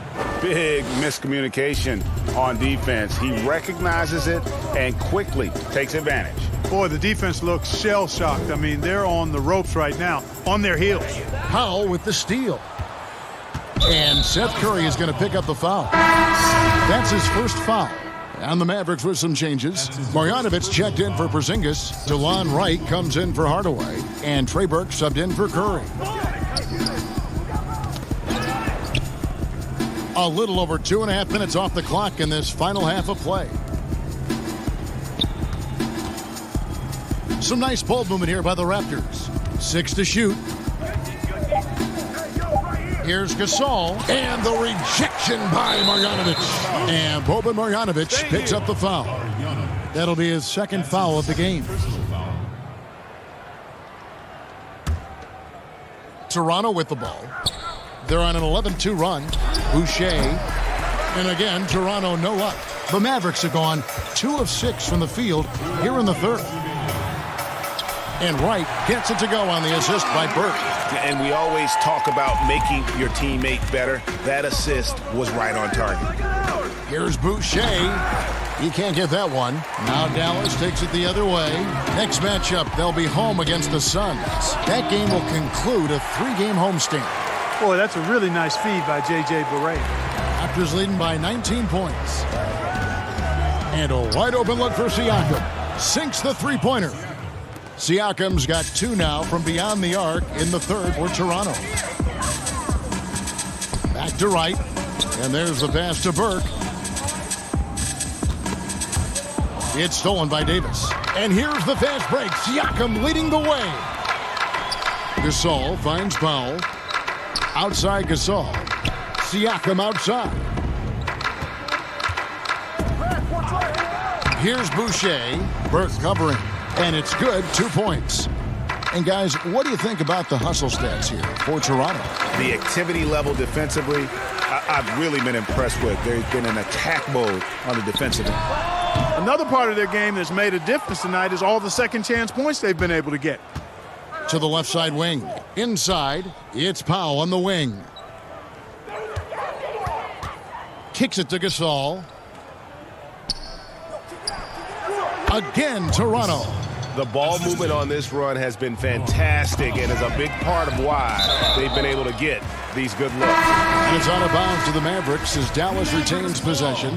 And always a bit of risk on those long passes. Lucky the D couldn't come up with it there. And the Mavericks making a change here. Finney-Smith's checked in.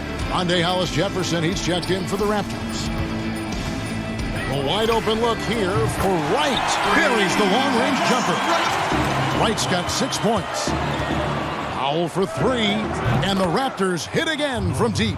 Yeah, how about the percentage they're shooting from beyond the arc here in the second half? Greg, no question about it. They found a nice rhythm from deep. Right. Here's Marjanovic. And terrific work on the offensive glass, and he picks up 2. Yeah, coach's pet peeve there. No box out. Those are free points you're giving away. You got to work harder on the glass. And so it's Toronto finishing the quarter up by.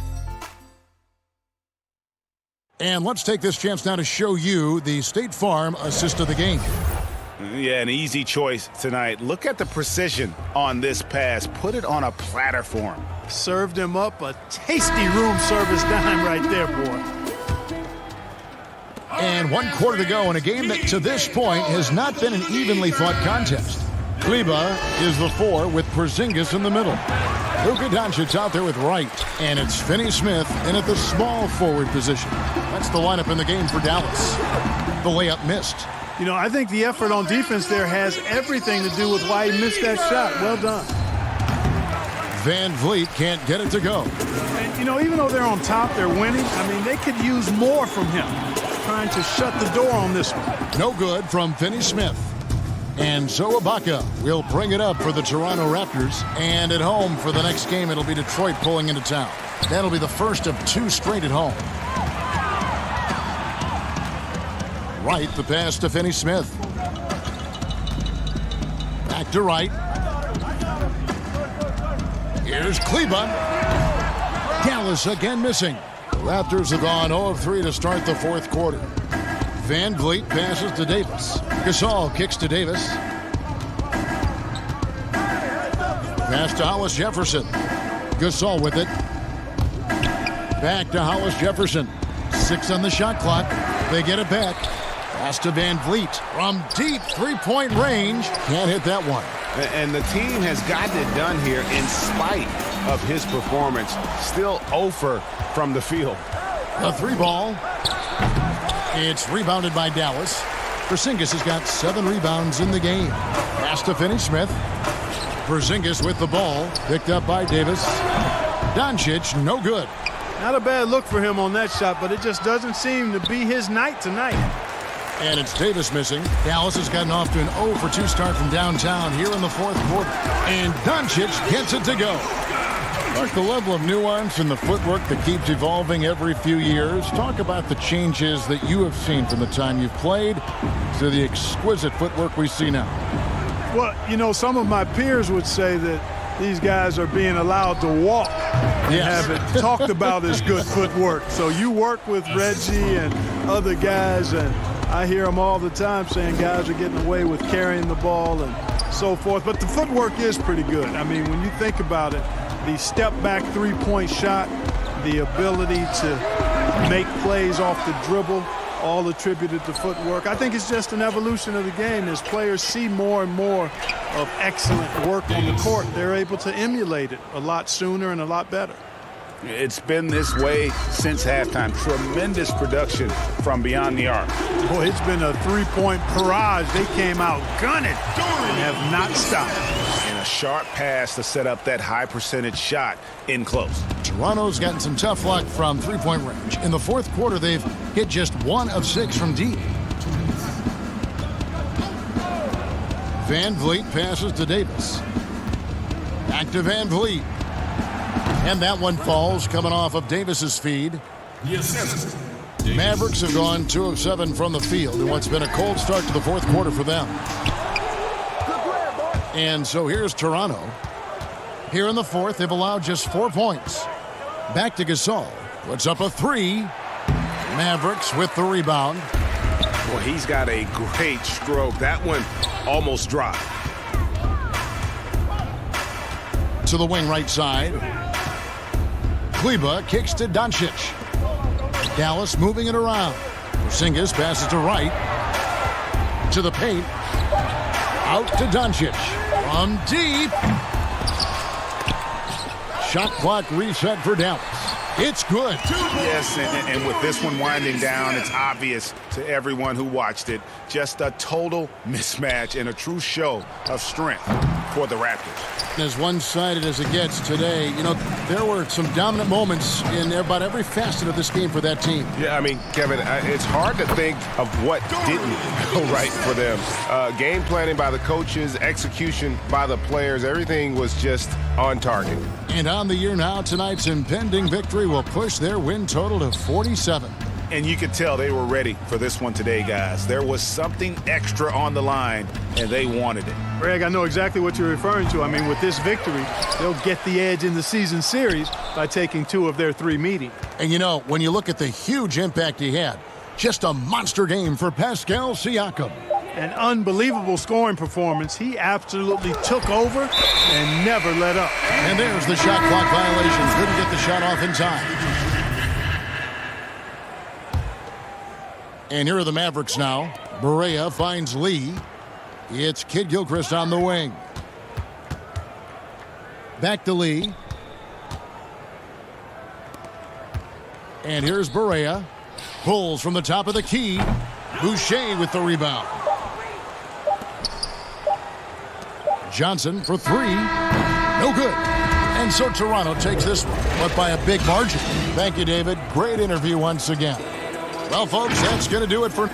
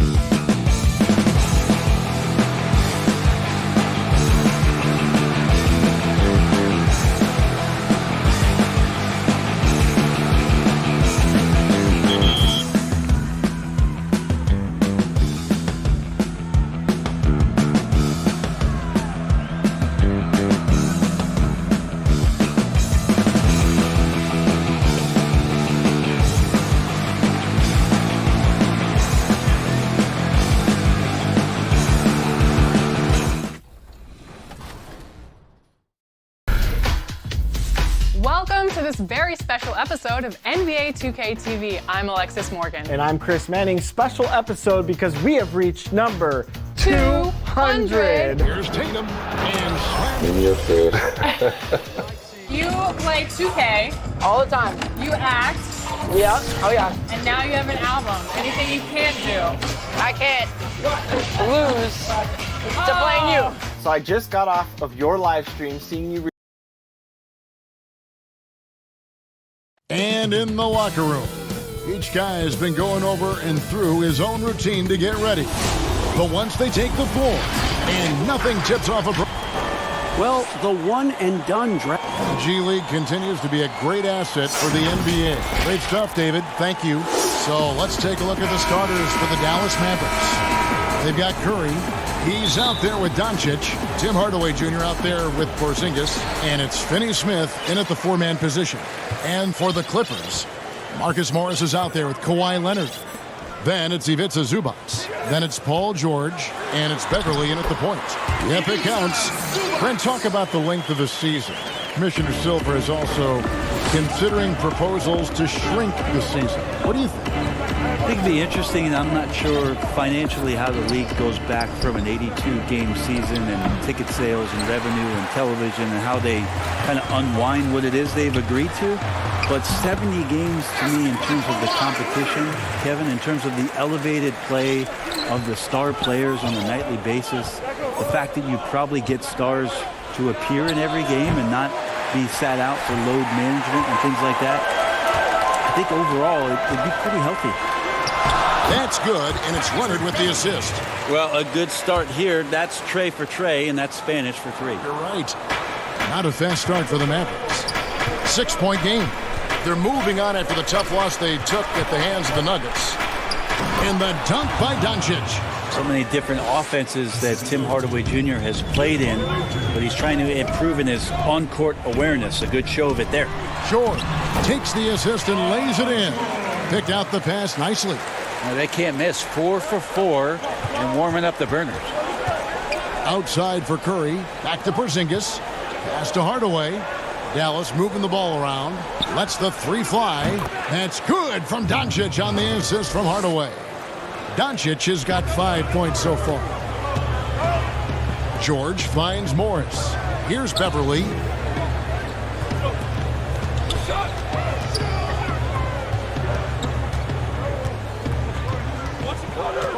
Back to George. 5 to shoot. The pass to Zubac.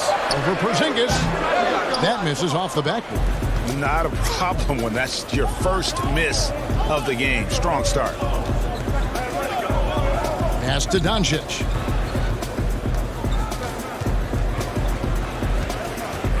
Back to Curry. And it's sent back by George. You can't toss up the weak stuff around Paul George. He sees it coming and uses his reach to get to it. Just setting the tone with an aggressive move to the rack. And where's the help defensively? Are you asking me, GA? I'm not sure. Back to Porzingis. And the dunk by Porzingis. Porzingis finishing strong that time. No doubt about that one. Beverly feeling it out a bit. Zubac, bounce pass. Curry against George. Out of bounds, Dallas will take possession. And Greg, as many expected, Porzingis getting a huge deal from Dallas to keep him a Mav for a long time. Mavs feel he can be better than he was before the injury. Love the idea of pairing him long-term with Doncic. Sign him. Oh, that was something else. Porzingis right through the defense and a sweet dunk from the big man. Landry Shamet's checked in for Los Angeles. Reggie Jackson comes in for George. And Dallas also making a switch. Trey Burke's checked in for Doncic. And the impact that Porzingis can have on the defensive end, Greg, cannot be overstated. The reach and leaping ability he has paired with his timing make him a premier rim protector. And what sets him over the top really is that fearlessness. He will challenge anyone and everyone at the rim. And the Mavericks making a change here. Marjanovic is checked in. Passes it to Shamet. Outside Williams. Outside for Jackson. From outside the arc. Kleba with the rebound. Dallas has gone 1 of 2 from long range in the first quarter. To the inside. Unloads from 9 and he gets the jumper to drop. Oh, great ball movement there. And it's Jackson with the ball, bringing it up for the Clippers. Trailing by 2. He gets it in there. And you want more of this from Jackson. The more unselfish he is, the better the team. And right, here we go. And good that time. And of the last 6 baskets, 5 have come on the interior. This is just smash mouth physical basketball, guys. 43 seconds left here in the first quarter. A chance at a 2-for-1 if they want it. If I'm them, I try it. Out to the right wing. Here's Kleba. And it's Shamet with the rebound. Yeah, but the hand in the face, it's critical that you contest his shots every time down the floor. Jackson gets the bucket. Of all the action happening there, Kevin, it's the assist that jumps out to me there. That's just a great look and a great setup for the bucket. And that one's good. Burt. 2 teammates connecting right there. Slick feed. Williams finds Jackson. Green left side. That's good. And it's Jackson with the assist that time. So far, both teams scorching the Nets. You gotta love it. Yeah, made for TV game here. Pace is great. Scoring is coming in bunches. And both of the teams feeling confident right now. Well, it's been a high-scoring competitive game through the first quarter of play.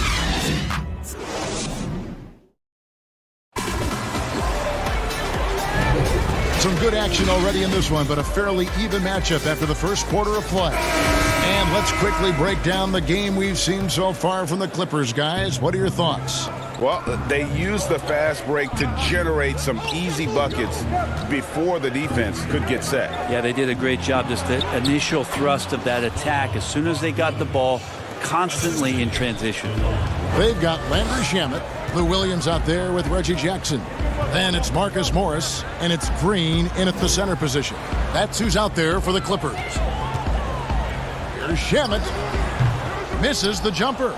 And if that's the best look you can get on a possession, what a waste of a trip down the floor. Yeah, see the coach? He's got that frown on his face. I think we know why. Not a high percentage look. The Clippers trail. Outside Jackson. The dish to Green. Back to Jackson. Banked in off the glass. Jackson's got his second bucket of the night. We'll see if they can finally hold on to a lead. It's been back and forth all night. Well, you can tell they really want to increase this lead. They can't keep letting them take it from them. They double him with Green. Dallas moving it around. But they recover it. Marjanovic, and too long on the shot. And Los Angeles guys shooting 69%, showing you what a well-oiled offense looks like tonight. Morris against Wright. Green deciding where to go with it. And there's Morris. That's good on the assist by Green. An efficient scorer inside. Morris can beat you with a variety of moves. And to have someone, Brent, with the size and the strength of Green play with the energy he does, it's a huge boost to any team. Yeah, lots of talk last year about JaMychal Green really stepping into his own, starting to really own what it is he can do to impact any given game. He's a bit of a journeyman, has traveled around a little bit between San Antonio and Memphis, but his role with the Clippers last year really put him in a nice spot for him to show off his skill set. And that's a lesson for the D. Fight harder on the glass. Yeah, you just can't afford to give up second chance opportunities again and again. Outside Williams.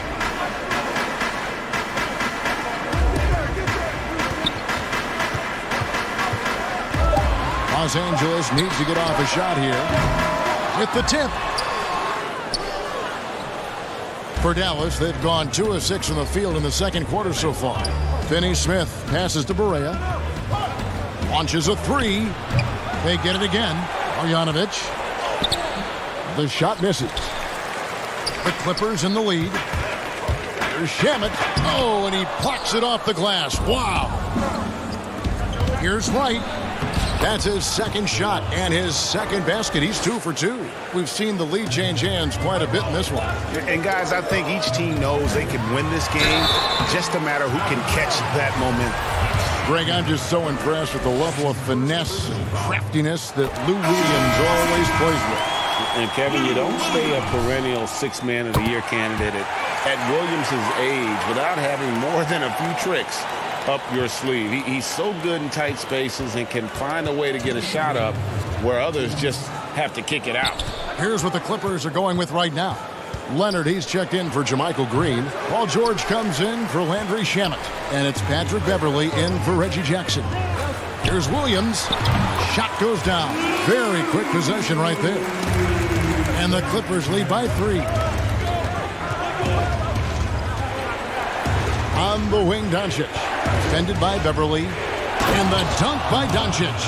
Has the vertical needed to dunk it. Doncic showing off the power and flair that he possesses. On the wing, Williams. Pass to Zubac. Feeds it to Williams. To the right side. Leonard with no one around. Drills it from outside. Leonard's got 7 points in the game. I think it gets overlooked sometimes, but Kawhi can put up some very good numbers from the three-point line. Curry on the wing. Hardaway kicks to Finney-Smith. Here's Doncic. It's hauled in by Los Angeles.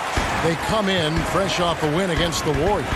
And you gotta love a team that can maintain its composure on the road. Take good shots and knock them down with confidence. Well, awesome to see in that last game how the motion in their offense didn't stop because they were in some hostile territory. Down low. Here's Porzingis. And it's good. Assisting on the play was Hardaway. Hardaway has got 5 assists in the game. Yeah, you want Porzingis, especially with that kind of size, if you're the coaching staff, to go in and dominate on the glass. Do something on the interior. We're seeing that now. High post, Zubac. He's against Porzingis. Leonard kicks to George. For the 3. And that's it for the first half of action. What's been a... Thanks so much, David, and we'll step away briefly, but get you right back out here for the... It's the 2K Sports Halftime Show. Hey, everybody, good to see you. A pretty close game for the Clippers throughout the first quarter. The biggest lead they were able to get out to. And that'll about...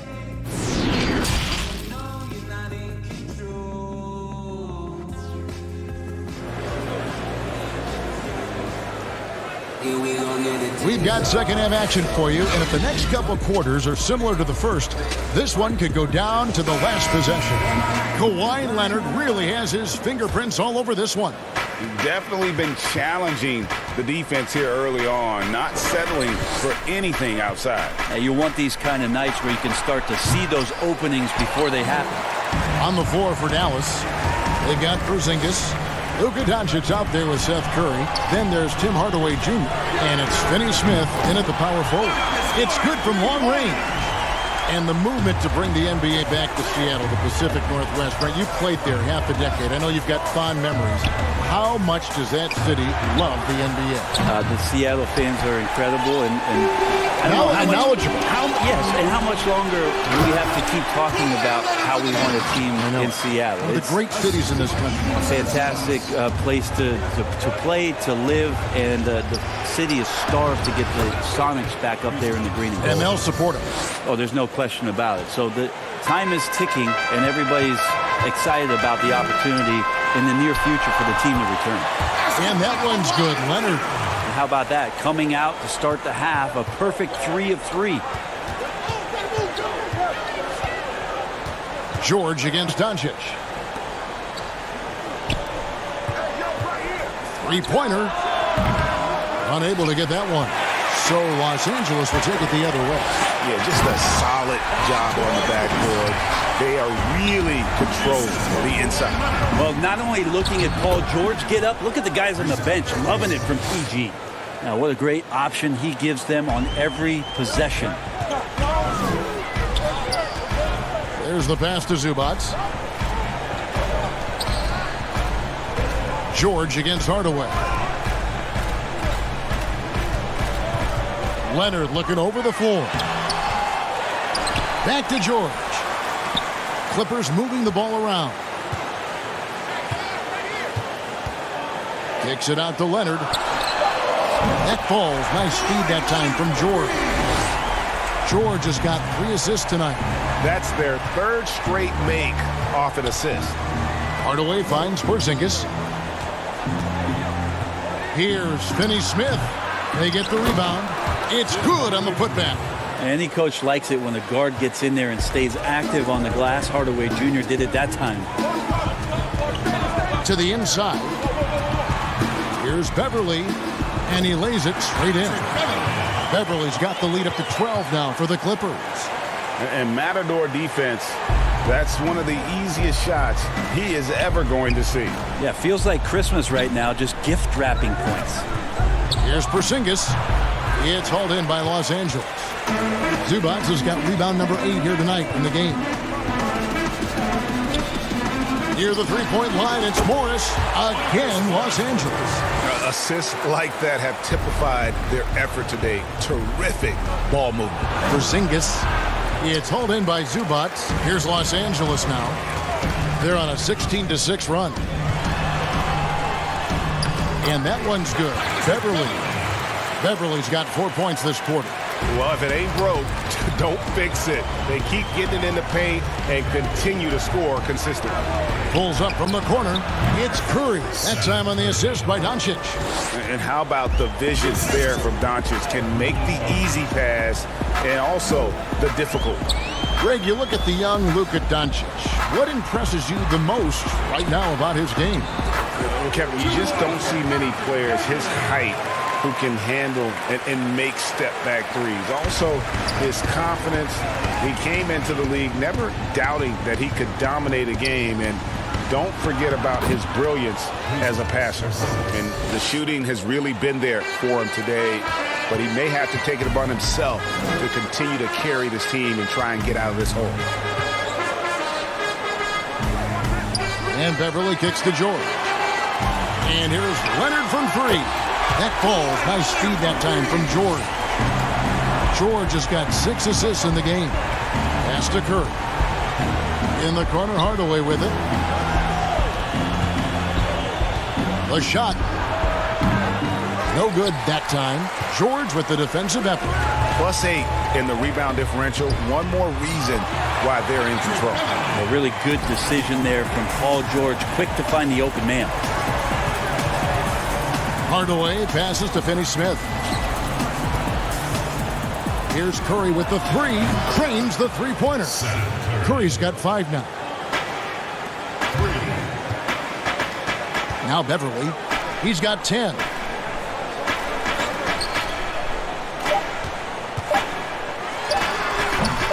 Can't cash in from the high post. Kawhi Leonard has been on display for the LA Clippers.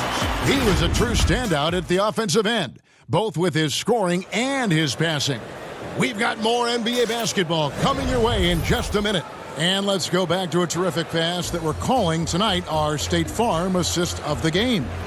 Yeah, and I like the fact we get to see this pass one more time. A magnificent feed, and you love to see your off guard taking over the playmaking duties with this much skill. Well, sometimes that's what can separate some of the best players, not just creating for yourself, but creating for others as well. And there have been 2 very different performances from these teams today as we get going in quarter number 4. Shamet and George at the 2 and the 3. Jermichael Green is out there with Kawhi Leonard. And it's Jackson in at the point. That's who's out there for the Clippers. Kept alive outside for George.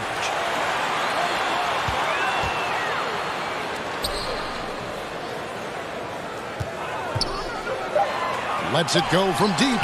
And again, Los Angeles with a triple. In perimeter scoring, I have to imagine it was a topic of discussion at halftime. Maybe trying to find a little bit more space and ball movement to get guys open at the three-point line.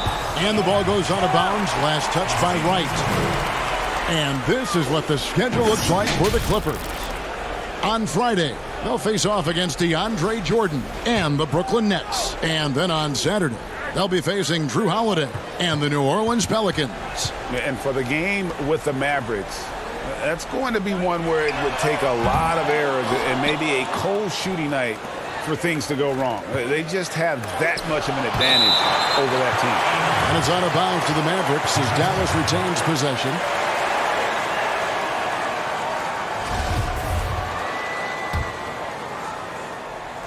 Here's Kleba. Kicks to Barea. Jacks up a three. Another three for Dallas. And there aren't many players more reliable from three-point range than he is, especially when the D's playing off him like that. In the corner, George with it. Here's Leonard. A shot's good on the assist by George. And that's 21 points for Kawhi Leonard. And there's a pattern starting to take shape here. They're working it inside and getting good shots from close range. Puts it up. And good. Got the friendly bounce off the right side of the rim.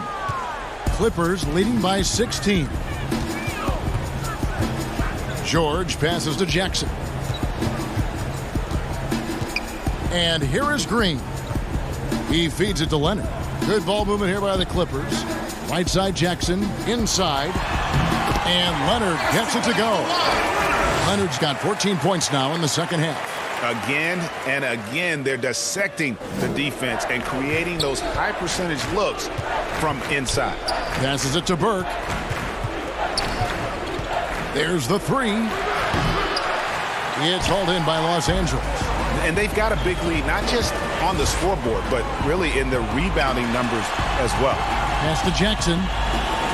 There's Shamet. A three-pointer is right on target. And the Clippers lead by 21. Faster pace now, Brent, in the NBA. This has become an endurance sport, and well-conditioned athletes are a must. Obviously, Kevin, over the past couple seasons, the pace has picked back up. It's very reminiscent of the early 80s when you had the Lakers running, the Denver Nuggets running. Yes. You have these teams that are just flying up and down the floor. So as a fan, I think it's a wonderful opportunity, especially the closer you can sit, to watch a Russell Westbrook, to watch a Paul George, to see a Giannis get up and down the floor with such fluidity and grace and skill set. So the game opening up has also opened the eyes to the fans about just how great the athleticism of NBA players is. And folks, he did not luck into that one. He knew just where he wanted to be to grab that backboard. Leonard on the wing. Now the pass to Shamet. From deep three-point range, it doesn't go for him. So the Mavericks will take it the other way. And so it's going to end up in the record books as a blowout, a dominating performance for the Clippers. And this was one that never really was in doubt, I thought, an all-around dominant performance. And you kind of thought that maybe even going into the game. Yeah, there was a sense of that, and man, they just pretty much blew them right out of the water. A clinic was put on display here today. And so checking out their season record, this game will become their 45th win. And we watched one guy all night long, guys, and looking at the stats just confirms what a dominant game he had. What a night tonight it was for Kawhi Leonard. Now, this was a showcase night of his skills offensively. Oh, big time put back there. What a great motor on this guy. There is no one who goes after those rebounds harder. Green. It's George on the wing. Hits the three-point bomb. Making every effort to put this game on ice. Love that the guys are staying aggressive late in this ball game, just not wanting to let go of the rope. And they pick up two. And it's Jackson with the ball, bringing it up for the Clippers. Fires the three. Offensive rebound. Green breaking loose. And George able to finish. This arena was rocking throughout the night. You could really feel the energy. Yeah, huge motivation. Always great for a young team, but veteran players also appreciate when fans come with that kind of energy and get into the spirit of the game. Well, at this point, they're just trying to get back in sync. You want to play a good brand of basketball. And consistency definitely is a key to some of the playoff performing teams, and tonight they just did not find it in this contest. So the Clippers winning this one easily. They won this game going away. They were the better basketball. All right, David, thank you. Thank you for joining us. That'll do it for now.